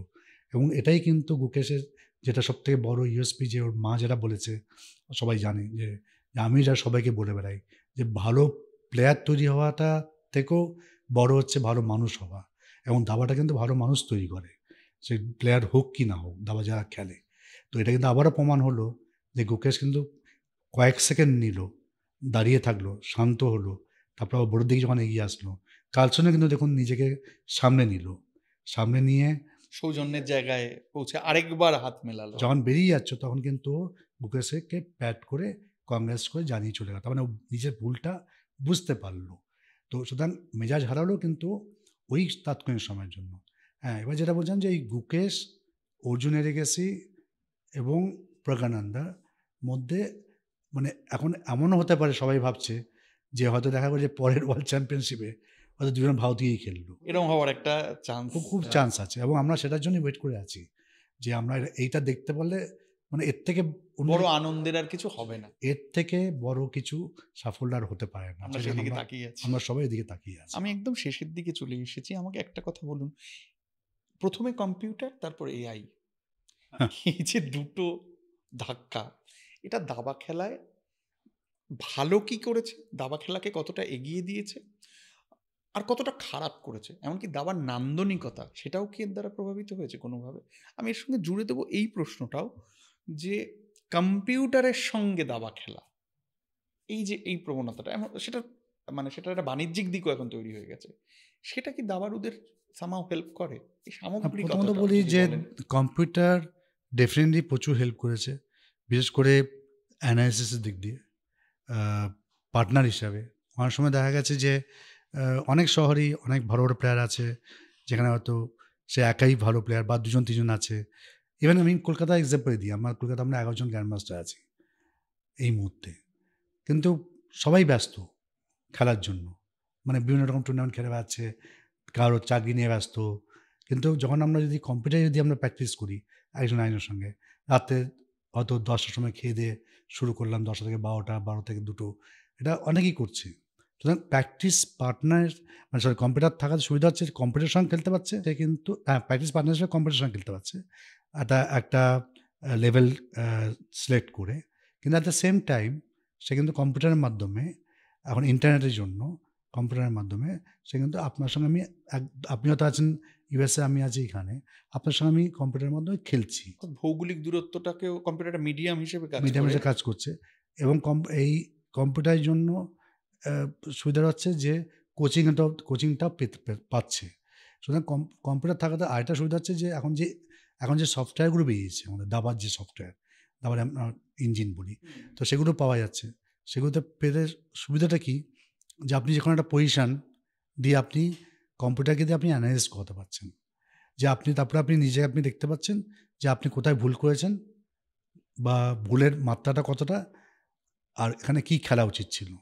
যেমন এখন সবাই অনেকেই বলে যে একটা ভালো ম্যাচ যদি কার্লসেন গুকেশে খেলা হয়, বা কার্লসেন বা গুকেশ বা আনন্দে খেলা যদি খেলা হয়, তা দেখা যায় যে পারফেকশন অফ মুভ দেখা যায় যে 99% মিলে যাচ্ছে। সেটা কী মিলছে না, বলছি কার্লসেন যে চালটা দিচ্ছে বা গুকেশ যে চালটা দিচ্ছে, সেই চালগুলো কম্পিউটার ইঞ্জিনের ফার্স্ট চয়েসে আসছে। আচ্ছা, ওই ট্যালিটা করার একটা ট্যালিটা করছে। এবার কম্পিউটার ধরুন, কম্পিউটার তো প্রচণ্ড ফাস্ট অ্যানালাইজ করে, যেটা আমাদের হিউম্যান বিংয়ের পক্ষে সম্ভব না, আমরা করিও না। আমরা কী করি, যে কোনো একটা পজিশান যখন আমরা অ্যানালাইজ করি, পজিশানটা আমরা দেখে আমরা একটা মোটামুটিভাবে ঠিক করি এই পজিশনে 4টে বা 5টা পসিবল লজিক্যাল মুভ আছে, সেটাকে নিয়ে আমরা এগিয়ে যাই, অ্যানালাইজ করি। বাট কম্পিউটার কিন্তু সেটা করে না। কম্পিউটার সবকটা মানে মুভ সে যতগুলো সবকটা করে আছে সেখান থেকে ওটাকে দেখে নিয়ে মুহূর্তের মধ্যে কয়েক মুহূর্তের মধ্যে দেখে নিয়ে তারপর যে 4-5টা চাল যেটা আমরা প্রথমে ভেবে নিলাম হিউম্যান বিং, সেটাকে নিয়ে আসলো, নিয়ে তারপরে সেটাকে পুরো কাজ করতে কম্পিউটার। নিজেকে এরর ফ্রি করার ক্ষেত্রে এটা একটা বিশাল একটা সহায়তা করে করে করে তারপর দেখা গেল ফাইনালি দেখা গেল যে কিছুক্ষণ পরে কম্পিউটার দেখাচ্ছে যে এই মুভটা বেস্ট হোয়াইটের, সেটা হয়তো কালসেন চাললো। আবার যখন ব্ল্যাকের চাল আসছে তখন দেখলো যে গুকেশের এই মুভটা বেস্ট। তার মানে কম্পিউটার একটা second best. কনস্ট্যান্ট প্রতিপক্ষ হ্যাঁ, কনস্ট্যান্ট প্রতিপক্ষ অথবা আর কনস্ট্যান্ট আপনার সঙ্গী। সঙ্গী, আর আপনি কম্পিউটারের সঙ্গে সেটা আপনি যে আপনার চিন্তাধারার সঙ্গে কম্পিউটার চিন্তাধারা মিলছে আপনি কিনা মিলিয়ে আপনি দেখুন। কম্পেয়ার করতে পারছেন। এটা হচ্ছে বিশাল একটা ভালোর লাভ, দিকটা। বড় দিক। আর এখন ইয়াং জেনারেশনের কাছে লাভটা হচ্ছে যে তারা কম্পিউটারের মাধ্যমে তারা খুব ফাস্ট শিখতে পারছে, এটা হচ্ছে অ্যাডভান্টেজ। এবার ডিসঅ্যাডভান্টেজে আসি, সেটা হচ্ছে যে ইয়াং জেনারেশনের সব থেকে বড় একটা ডিসঅ্যাডভান্টেজ, আমি ভালো প্লেয়ার বলছি না, যারা প্রথম থেকে শিখছে, যারা প্রপার গাইডেন্স পাওয়ার আগে যারা করছে, তারা কি করছে, কম্পিউটার যেটা হবে সেটা হুবহু মুখস্থ করছে। নিজে থেকে আর ভাবার কারেক্ট, উদ্ভাবনটা কমে যাচ্ছে। কারেক্ট। এটা আপনার খালি দাবা না, আমার মনে হয় যে এটা কোনো একটা ফিল্ডে, বিশ্বের সমস্যা। যে কোনো বিশ্বে এটা বিশ্বের সমস্যা। এটা যে আমাদের যে উদ্ভাবনী শক্তি, ক্রিয়েটিভিটি যেটা আছে, আমাদের সময় কী ছিল, আমাদের সময় কোনো থিওরি ছিল না। আপনি 30 বছর কাটিয়েছেন কম করে কম্পিউটার ছাড়া। আমরা 2 নম্বর 3 নম্বর চাল থেকেই নিজেদের চাল দিতে শুরু করতাম। হ্যাঁ, তো সেটা তো ভুল হতে পারতো ডেফিনেটলি তখন। এখনকার দিনে মনে হয় ভুল, কিন্তু তখনকার দিনে সেটাই ছিল। কিন্তু আপনি আপনার ভুলের মধ্যে দিয়ে ভুলের মধ্যে শিখেছেন। শিখে যাচ্ছি। তো তখন কী হতো, আমাদের জেনারেশন প্লেয়ারদের ক্রিয়েটিভিটি অনেক বেশি ছিল, কিন্তু এখনকার জেনারেশনের মধ্যে আমি বলছি না তারা এখনকার জেনারেশন অসম্ভব ইন্টেলিজেন্ট, অসম্ভব ফোকাসড, কিন্তু তারা কি করছে, যদি এটা যদি মুখস্থ করে, আমি বারবার সবাইকে বলি, আমার ছাত্রদের, যে সেলফ অ্যানালিসিস হচ্ছে best to improve your self without the computer. আগে নিজে আমি যদি খেলাটার পরে আমি যদি অ্যানালাইসিস করি, যেটা আমাদের সময় আমরা করতাম, এবং সেটা আমরা লিখে করতাম, খাতায় লিখতাম, লিখে তারপরে হয়তো আমরা কোচের সঙ্গে মেলাতাম। যেটা আমি এখন যেটা বলি বাচ্চাদের, যে তোমরা খেলার পরে অ্যানালাইসিস করবে, সেলফ অ্যানালাইসিস করার পরে কোচ সঙ্গে মেলাবে অথবা কম্পিউটারের সঙ্গে মেলাবে।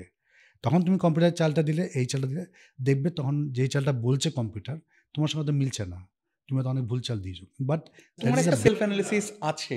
হ্যাঁ, that is the best way to learn, and also you can know যে আমার কোথায় কোথায় চিন্তায় কোথায় কোথায় ভুল হয়েছে। গাভাস্কারের জীবনীতে পড়েছিলাম যে মাসাজ নিতে নিতে, খেলার পরে মাসাজ নিতে নিতে তিনি পুরো ম্যাচটা নিজের মাথায় রিভিজিট করতেন। পরদিন কোচের কাছে অ্যানালিসিস হতো, তার আগে তিনি নিজে অ্যানালিসিস করতেন। ঠিক তেমনি আমাদেরও ঠিক তাই। আমরা আগে কী করতাম, আগে আমাদের তো কোচ ছিল না, কিন্তু তা সত্ত্বেও আমরা নিজেরা যে প্লেয়াররা ছিলাম, আমি প্রবীণ, আনন্দ, বাকি সবাই যারা ছিলাম, তারা কী করতাম, তারা ওই খেলার পরে আমরা ঘন্টার পর ঘন্টা আমরা কিন্তু অ্যানালাইজ করতাম, এবং আনন্দের খেলাটা আমরা দেখতাম, আনন্দ দেখালো, আমার খেলাটা আনন্দ দেখলো, প্রবীণ দেখলো, এবং আমরা গ্রুপ অ্যানালাইসিস করতাম। এবং সেখানে কোনো লজ্জা ছিল না যে আমারটা জেনে যাবে, আমার ভুলটা জেনে যাবে, বা আমার ভাওটা জেনে যাবে। এখন কি হচ্ছে, এত রেষারেষি, এখন বাচ্চারা কেউ খেলার পর যে পোস্টমর্টম অ্যানালাইসিস আছে, এটা এখন বাচ্চারা ভুলেই যায়, কেউ অ্যানালাইসিস করতে চায় না। কেন চায় না? হ্যাঁ, সে শুধু জিততেই চায়, অ্যানালাইসিস করতে চায় না, আর হারতেই চায় না। মানে হারলে যে হারাটার মধ্যে যে কত কিছু শেখা যায়, এবং হারাটাকে যে অ্যাকসেপ্ট করতে পারবে না, সে কিন্তু কোনো জায়গাতেই সে দাঁড়াতে পারবে না। এটা যে বাস্তব, এটা আমার মনে হয়, আমার যার ধারণা, আমি মেবি রং, কিন্তু আমি যেটা বলি যে হারটাকে যে স্বীকার করতে পারে না, হারটাকে যে ওভারকাম করতে পারে না, সে কিন্তু দাবাতে না, সে কিন্তু নিজের জীবনে দাঁড়াতে পারবে না। তার কারণ হচ্ছে যে আপনাকে দেখুন, আমরা যখন জিতি আমরা কী ভাবি, আমরা ভাবি যে আমি খুব ভালো খেলেছি, আমরা শেখার কিছু নেই। জেতারও কিন্তু কোয়ালিটি আছে, দুরকম আছে। একটা হচ্ছে আমি ভালো খেললাম, অপোনেন্টকে কোনো সুযোগ দিলাম না, সেই জেতাটা একরকম জেতা। আরেকটা হচ্ছে আমি খেলে গেলাম, খারাপ খেললাম, ভুল খেললাম, কিন্তু আকস্মিকের খেলায় জিতে না, অপোনেন্ট আরও ভুল খেললো, আমি জিতে গেলাম। ওর ব্লান্ডারের পরিমাণ বেশি, আমার ব্লান্ডারের পরিমাণ কম, তার জন্য আমি জিতে গেলাম। তো কোনটা আমাদের স্যাটিসফ্যাকশন বেশি? যেটা আমি ভালো খেলে হারাবো তার মধ্যে আমার একটা স্যাটিসফ্যাকশন থাকবে যে আমি সুযোগ দিইনি, সেখানে একটা এরর কম হয়েছে, আমি আউটপ্লেট করেছি। কিন্তু সেই আউটপ্লেটটা করার পরেও একটা তো অ্যানালাইসিস করলে কী হয়, আপনি ধরুন আপনি একরকম ভাবছেন, আমি একরকম ভেবেছি, আপনার ভাবার সঙ্গে আমার ভাবা তো কোনো সময় এক হবে না, তাই তো ড্র হয়ে যাবে। আর এটা তো পুরোপুরি সম্ভাবনার। হ্যাঁ, সম্ভাবনা, কোনোটাই একক সমাধান নেই। না। এবারে আপনি তো ভাবেন, আর আপনার সাথে আমি যদি খেলার পর যদি অ্যানালাইসিস না করি, ধরুন আমি জিতেই গেছি, কিন্তু আপনার অনেক চিন্তা, মাঝখানের চিন্তা যেটা আমি ভাবিইনি, ঠিক। সেটা আমি আপনার সঙ্গে যদি আমি শেয়ার না করি, তাতে আমি জানতে পারবো না। আজকাল দিনে এটা হচ্ছে সবথেকে বড়। এবং আপনারা ছিলেন প্রথম প্রজন্ম, আপনাদের কথা বলতে হয়েছে নিজেদের সাথে। এখন যারা খেলছে তারা কিন্তু নিজেদের মধ্যে কথা বলার সুযোগ পাচ্ছে, অগ্রজদের সঙ্গে কথা বলার সুযোগ পাচ্ছে এবং প্রযুক্তির সুযোগ পাচ্ছে, কিন্তু কারোর সঙ্গে কথা বলে না। কিন্তু কারোর সাথে কথা এখনকার বলছে না। প্রজন্মের হচ্ছে আরেকটা হচ্ছে যে সবথেকে বড় যেটা প্রবলেম হয়, যে খেলা হেরে গেলে এখনকার দিনে বাচ্চাদের মধ্যে, এটা আমি বাচ্চাদের দোষ দিই না, এটা আমার মনে হয় বাবা মাদের, আমরা কাউন্সেলিং করি, আমি এখানে জানতে বাচ্চাদের থেকে সত্যি বেশি কাউন্সেলিং করতে হয় বাবা মাদের। কেননা বাবা মারার উপর ডিপেন্ড করছে কিন্তু বাচ্চা কতটা যাবে। কারণ আমি আনন্দে মাকে দেখেছি, বাবাকে দেখেছি, কোনো রকম ইন্টারফেয়ার করতো না। ওই স্মৃতিটা আমার বাবা আমি যখন ধরুন খেলে এসে ঘুমিয়ে পড়েছি, আমার তখন অ্যাডজন্ট হতো, মানে খেলা শেষ না হলে ওই পজিশন থেকে আবার পরের দিন শুরু হতো। বাবা রাতভর ওটাকে নিয়ে দেখে নিজে নিজে চাল দিচ্ছে দুদিকে, চাল দিয়ে যখন সকালে উঠতাম, তুই এইভাবে খেলিস, এইভাবে খেলিস, এইভাবে খেললে এটা হবে, মানে কতটা প্যাশন, কত ধৈর্য করতো, এটা করতো। তা যখন বাবা কোনদিন আমাদের ইন্টারফেয়ার করতাম, যখন আমি হেরে যেতাম, আমার খেলা হতো ধরুন ওই শিয়ালদায়, সাধারণত আমার বাড়ির থেকে হেঁটে 20-25 মিনিট খেলাটা হতো, আমার স্ট্রিট দিয়ে রাস্তা দিয়ে হেঁটে যেতাম। যখন হেরে যেতাম তখন বাবা আমাকে রিক্সা করে, ওই টানা রিক্সা করে আনতো, আর ওখানে একটা মৌচাক বড় দোকান ছিল, এখনও আছে ওই আমার আমার স্ট্রিটের স্ট্রিটের ওখানটায়। মধ্যে। ওখানে আমাকে রসগোল্লা খাওয়াতো, যাতে আমি খেলা পরে খেলাটাতে ভুলে যাই। মানে আমার বক্তব্য হচ্ছে যে বাবা বা মা, প্যারেন্টিং এর কি বড় প্যারেন্টিংয়ের ভূমিকা। বড় ভূমিকা। বাবা মা মাকে যখন হারে বাচ্চা, তখন তার সঙ্গে বন্ধুর মতো ব্যবহার করতে হবে, এমপ্যাথেটিক হতে হবে, তাদের সহমর্মী হতে হবে। এমপ্যাথি হতে হবে, এবং তাকে যাতে বুঝতে না দেয় যে ওরা রাগ করেছে বা ওদের কষ্ট পেয়েছে, প্রত্যাশার চাপটা যাতে ওদের চাপড়ায় না থাকে। না, এখন আপনি দেখবেন, আমি অনেক বাবা মাকে বলি, না আমি তো কিছু বলি না, আমি তো বকি না, কিন্তু তারা কিন্তু ওর সামনে রেগে আছে, অপ্রত্যক্ষ একটা থাকে, আর চাপ তৈরি বাচ্চারা করছে। কিন্তু বুঝতে পারে। বাচ্চাদের প্রচুর চাপ থাকে, আমি বুঝতে পারি এখনকার দিনে। সেটা হচ্ছে কোচের চাপ, কোচ কী বলবে, বাবা মা কী বলবে, আমি হেরে গেলে আমার রেটিং কমে যাবে, আমি হেরে গেলে আমার সঙ্গে যে বন্ধু খেলছে সে এগিয়ে যাচ্ছে। তো এই যে চাপগুলোর জন্য না আপনার আনওয়ান্টেড একটা বা মানে আনকনসিয়াস আপনার একটা চাপ পিছন থেকে চলে আসছে, এবং এইটাকে কিন্তু ম্যানেজ করা ইজ ভেরি ভেরি টাফ এখনকার যুগে। তখন তাই নয় বাবা মা, আমরা সবসময় বলি বাবা মাদের যে বাচ্চাকে অ্যানালাইজ করা শেখাবেন। বাচ্চা যেমন এই যে গুকেশ যখন ওয়ার্ল্ড চ্যাম্পিয়ন হয়, সবাই দেখেছেন যে ও কেঁদে ফেলেছে, কেঁদে ফেলার পরে সাধারণত কী হয়, তারপরে ও ইমোশন হয়ে পরে সবাই চলে যায়, কিন্তু ও কিন্তু বোর্ড পুরো সাজানো। একদম। এটা কালসানের আমাদের ক্ষেত্রেও আমরা দেখি। কাছাকাছি আছে আমাদের দাবার এটিকেসি হচ্ছে, সৌজন্যতা হচ্ছে যে খেলা বসার পরে নিজের সব মোটামুটি আগে থেকে সাজানো থাকে, হ্যান্ডশেক করে খেলা শুরু, খেলা শেষ হলো, আরও যেত হ্যান্ডশেক করতে হবে, বোর্ডের পজিশন, বোর্ডগুলো পিসগুলোকে সাজিয়ে রাখতে হবে। হ্যাঁ, তখন যদি অ্যানালাইজ করে সেটা অন্য হবে, বা অ্যানালাইজ রুম আলাদা থাকে, অ্যানালাইজ করে, কিন্তু পিস সাজিয়ে রাখতে হবে, আর সেই সময় তোমাকে স্কোরশিটটা সই করতে হবে। এগুলো হচ্ছে মানে বেসিক বেসিক সৌজন্য। হ্যাঁ। সৌজন্যতা, এগুলো দেখানো উচিত। কিন্তু এইটা সেটাই খেলাটার সৌন্দর্য। এটা সৌন্দর্য, এটা যদি ট্রেনিং না দেয় বা আমরা বাচ্চাদেরকে, তাকে শুধু coach রা, জেতার জন্য যদি খালি যেতে না, তুই হারলি কেন, ও পারলো তুই কেন পারলি না, এই যে কম্প্যারিজনটা, এটা কিন্তু খুব খারাপ, খেলাটার পক্ষেই এটা খারাপ। খেলাটার পক্ষে খারাপ, বাচ্চার পক্ষে খারাপ। আবার এমনও হয়, যেটা আমি সব বাবা মাদের বলি, এখনও আপনাদের মাধ্যমে বলতে চাই, সেটা হচ্ছে যে আজকে আপনার কারোর সন্তান এক জায়গায় শিখছে, টুর্নামেন্টে নিয়ে গেল, একজন ভালো প্লেয়ার, ওই বাচ্চা, ওই এজ গ্রুপে একজন বাচ্চা আছে, সে কোথায় শিখছে সেটা কৌতূহলবশত জানতে চায়, আচ্ছা ওখানে শিখছে, তার মানে আমার এই যে বাচ্চাকে শেখাচ্ছে যে কোচ বা সেন্টার, সেটা তার মানে ভালো না, সঙ্গে সঙ্গে ওখানে চেঞ্জ করলো। তো আপনাকে তো একটা সময় দিতে হবে। এখন কিন্তু বাচ্চাদের মানে প্যারেন্টস, মানে বাচ্চাদের যেমন ইনটলারেন্স বেড়ে গেছে, ধৈর্য নেই, ঠিক বাবা মাদেরও ঠিক তাই।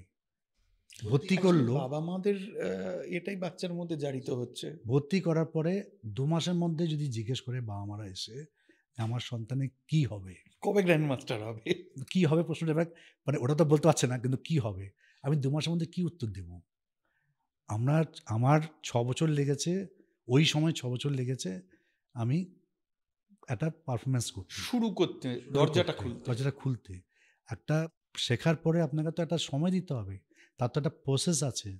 আপনি এবারে তার মধ্যে ডেফিনেটলি জিনিয়াস আছে, কেউ ট্যালেন্টেড প্রচুর আছে। যেমন অনিশ চক্রবর্তী একটা বাচ্চা আছে, 3-3.5 বছর বয়সে, 3 বছর 8 মাস বয়সে ও রেটিং পেল, but that is genius, something different. সে তো আপনার শিষ্য প্রত্যক্ষ। শিখছে আমার কাছে। আমি দেখুন জিনিয়াস হয়ে তারপর তোমার কাছে এসছে, তো আমি ওকে জাস্ট এখন এগিয়ে দেওয়ার চেষ্টা করছি। ও এখন এই ন্যাশনাল আন্ডার 7 খেলতে গেছে, ওখানে প্রথমবার খেললো 4 বছর বয়সে, 4 বছর 1 মাস। ও এখন প্রথম 10-এ ফিনিশ করলো 7 পয়েন্ট করে 9-তে। তো এটা ওর কাছে শেখা। আমি ওকে বাবাদের বলি যে মানে আমি প্রত্যেক জায়গায় গিয়ে বলি যে আমাদের একটা জিনিস মাথায় রাখতে হবে, যখন আমরা টুর্নামেন্ট খেলি বা যে কোনো কিছুতে, হয় আমরা জিতি অথবা শিখি, আদার we win or we learn. তো এই বাচ্চাটাকে আমি যখন প্রথম বাচ্চা যখন এসছে, এই বাচ্চা অনিশ সরকার, আমি ওকে বলেছিলাম যে দেখো, you are playing tournament game, so you should think that other will win or you learn. বাচ্চাটা মনে ঢুকে গেছিলো, এবং বিশ্বাস করবেন না, বাচ্চা যখন হেরে আসে তখন কী বলে যান বাবা মাকে, আই লার্ন। বাবা মার সঙ্গে সঙ্গে বুঝে যায় ও হেরেছে। অপূর্ব, তো অপূর্ব। এটাই আমি বক্তব্য যে বাবা মাদের কাউন্সেলিংটা অনেক বেশি দরকার, বাবা মাদের সচেতনতা অনেক বেশি দরকার, যে কীভাবে আপব্রিঙ্গিং করতে হবে। কারণ আপনি প্রেশার দিলে হবে না, একটা তার মধ্যে একটা কিছু থাকতে হবে, সেটা ট্যালেন্ট।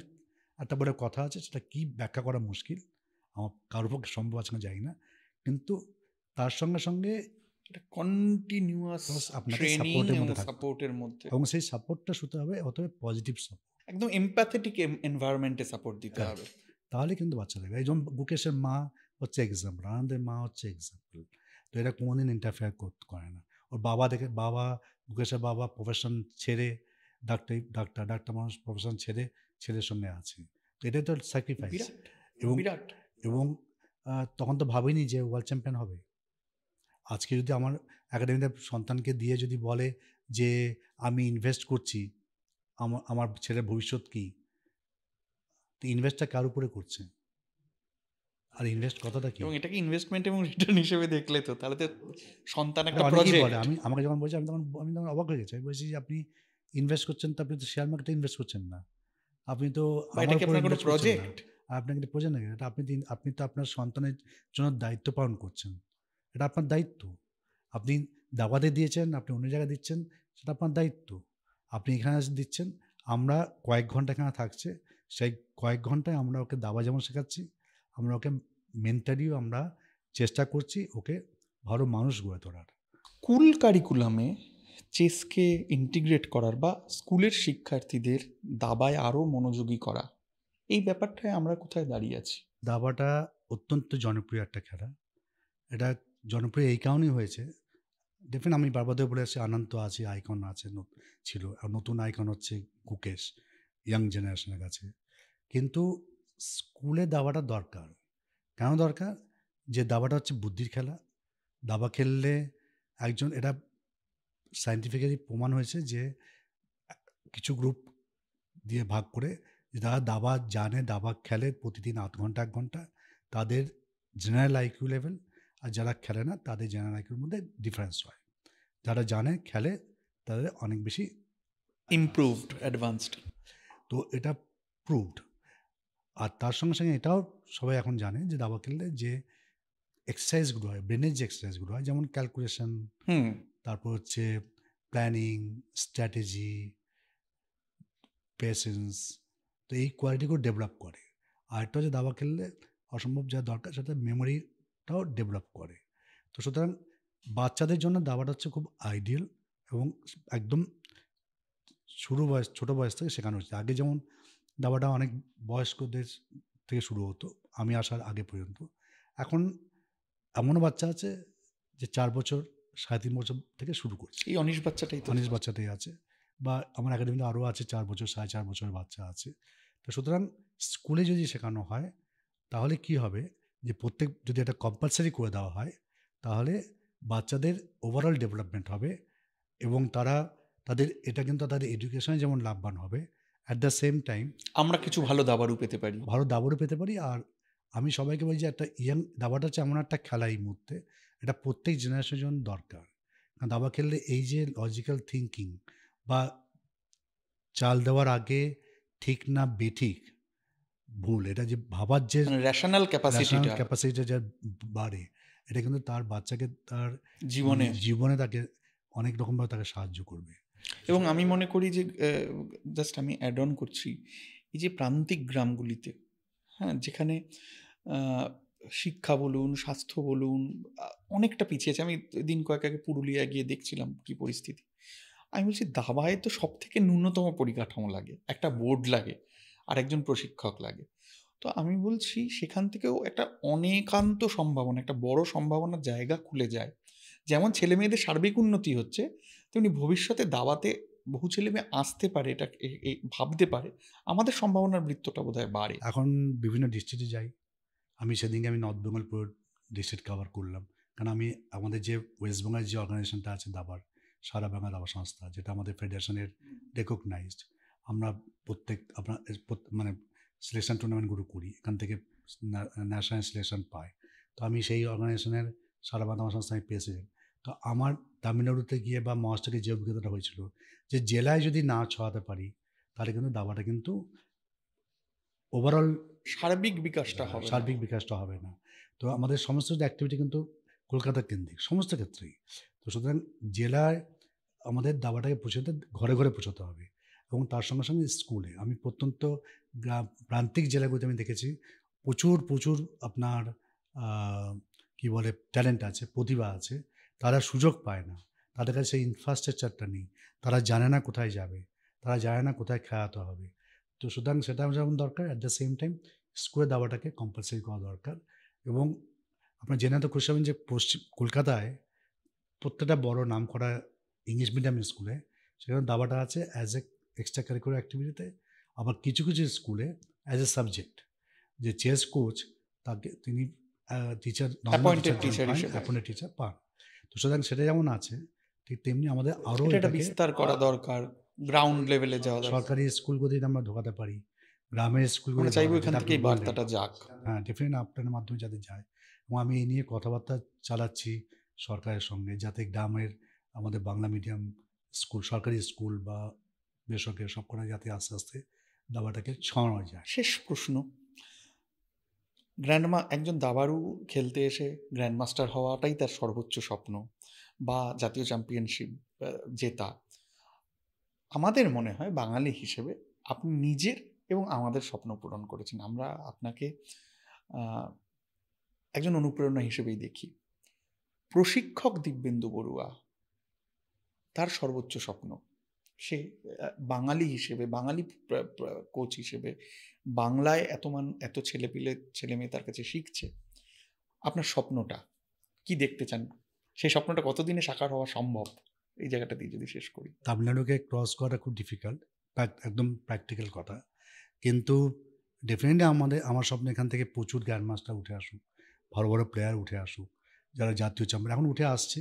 আমাদের এই অনিশ বা আরও ইয়াং জেনারেশনের মাধ্যমে আমরা ন্যাশনালে আমরা আমাদের পারফরমেন্স থাকছে, তারা কোয়ালিফাই করছে এশিয়ান চ্যাম্পিয়নশিপে, ওয়ার্ল্ড চ্যাম্পিয়নশিপে, অলিম্পিয়াডে টিম থাকছে, ইউথ অলিম্পিয়াডে আমাদের বাংলার থেকে প্লেয়ার থাকছে। সুতরাং যত বেশি বাংলা থেকে প্লেয়ার খেলবে, আমি সংখ্যাটা আমার একটা ইচ্ছা আছে যে আমাদের এখন রেজিস্টার্ড প্লেয়ারের সংখ্যা অনেক কম। আমাদের আছে সামওয়্যার অ্যারাউন্ড 8,000 মতো, 7,000 8,000 মতো রেজিস্টার্ড। আনরেজিস্টার্ড প্রচুর আছে, কিন্তু এটাই সংখ্যাটা আমরা চাই 1 লাখে চালাতে, যাতে দাবাটা সবাই যাতে খেলতে পারে, খেলে। আর তার সঙ্গে সঙ্গে ডেফিনেটলি আমাদের এখন 11 জন গ্র্যান্ড মাস্টার, 2 জন মহিলা গ্র্যান্ড মাস্টার। আমি নিজে চাই যে গ্র্যান্ড মাস্টার আমাদের হওয়ার মতো প্রচুর ক্যাপাসিটি আছে। বাচ্চারা জাস্ট একদম দোরগোড়ায় ওয়েট করছে, এরকম 3-4 জন আছে যারা যে কোনো মুহূর্তে গ্র্যান্ড মাস্টার হবে। আমি চাইবো আমাদের গ্র্যান্ড মাস্টার সংখ্যা 20-25 আমাদের আরও বাড়ুক। আর তার সঙ্গে সঙ্গে মহিলা গ্র্যান্ড মাস্টার সংখ্যা বাড়ুক, সেটা আমি চাই। কারণ মহিলাদের উপর আমি জোর দিচ্ছি, মহিলাদের চ্যাম্পিয়নশিপ করা, টুর্নামেন্ট করা, কারণ ওরা সাধারণত ওপেন পায় আর মহিলার টুর্নামেন্টটা খুব কম। কুইন গ্যাম্বিট আমাদের অনুপ্রেরণা, কুইন্স গ্যাম্বিট ছবিটা আমাদের অনুপ্রেরণা। তো আমাদের এখন দিব্যা দেশমুখ আছে, হ্যাঁ, কমিরু হ্যাঁ। হাম্পি আছে, খুব নামকরা প্লেয়ার আছে। তাদেরকে দেখে আমাদের বাংলার থেকে ইয়াং মানে ইয়াং মেয়ে অনেক উঠে আসছে। তো তারাই আমাদের ভবিষ্যৎ। তো বাংলা তার নিজের জায়গায় ফিরে আসুক।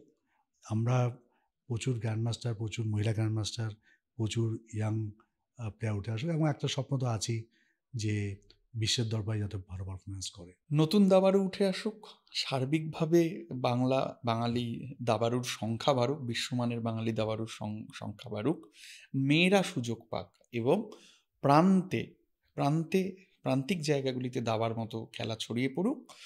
আর সবশেষে যাতে বাবা মায়েরা ছেলে মেয়েদেরকে একটি জেতার মেশিন না হিসেবে দেখে এমপ্যাথেটিক এনভায়রনমেন্টে তাদেরকে যাতে এনজয় করতে এগিয়ে দেয়, খেলাটাকে ভালোবাসতে শেখাতে পারে। আর ইয়াং জেনারেশনকে আমি বলবো যে যারা ভালো করতে চায়, সবার কাছে আমার একটাই বার্তা যে এনজয় করতে হবে, খেলার মাধ্যমে এনজয় করতে। এরা যে আমরা বলছে বলে জোর করে খেলছি তা নয়, ভালোবাসতে খেলাটাকে হবে, ভালোবাসতে হবে, এনজয় করতে হবে, আর অনেস্ট অ্যানালিসিসের মধ্যে দিয়ে অনেস্ট ডেডিকেট করতে হবে, মানে টাইম, মানে ভালো প্র্যাকটিস করতে হবে, আর ডেডিকেশন যেন থাকে। এখন আমাদের সময় আমরা না খেটেও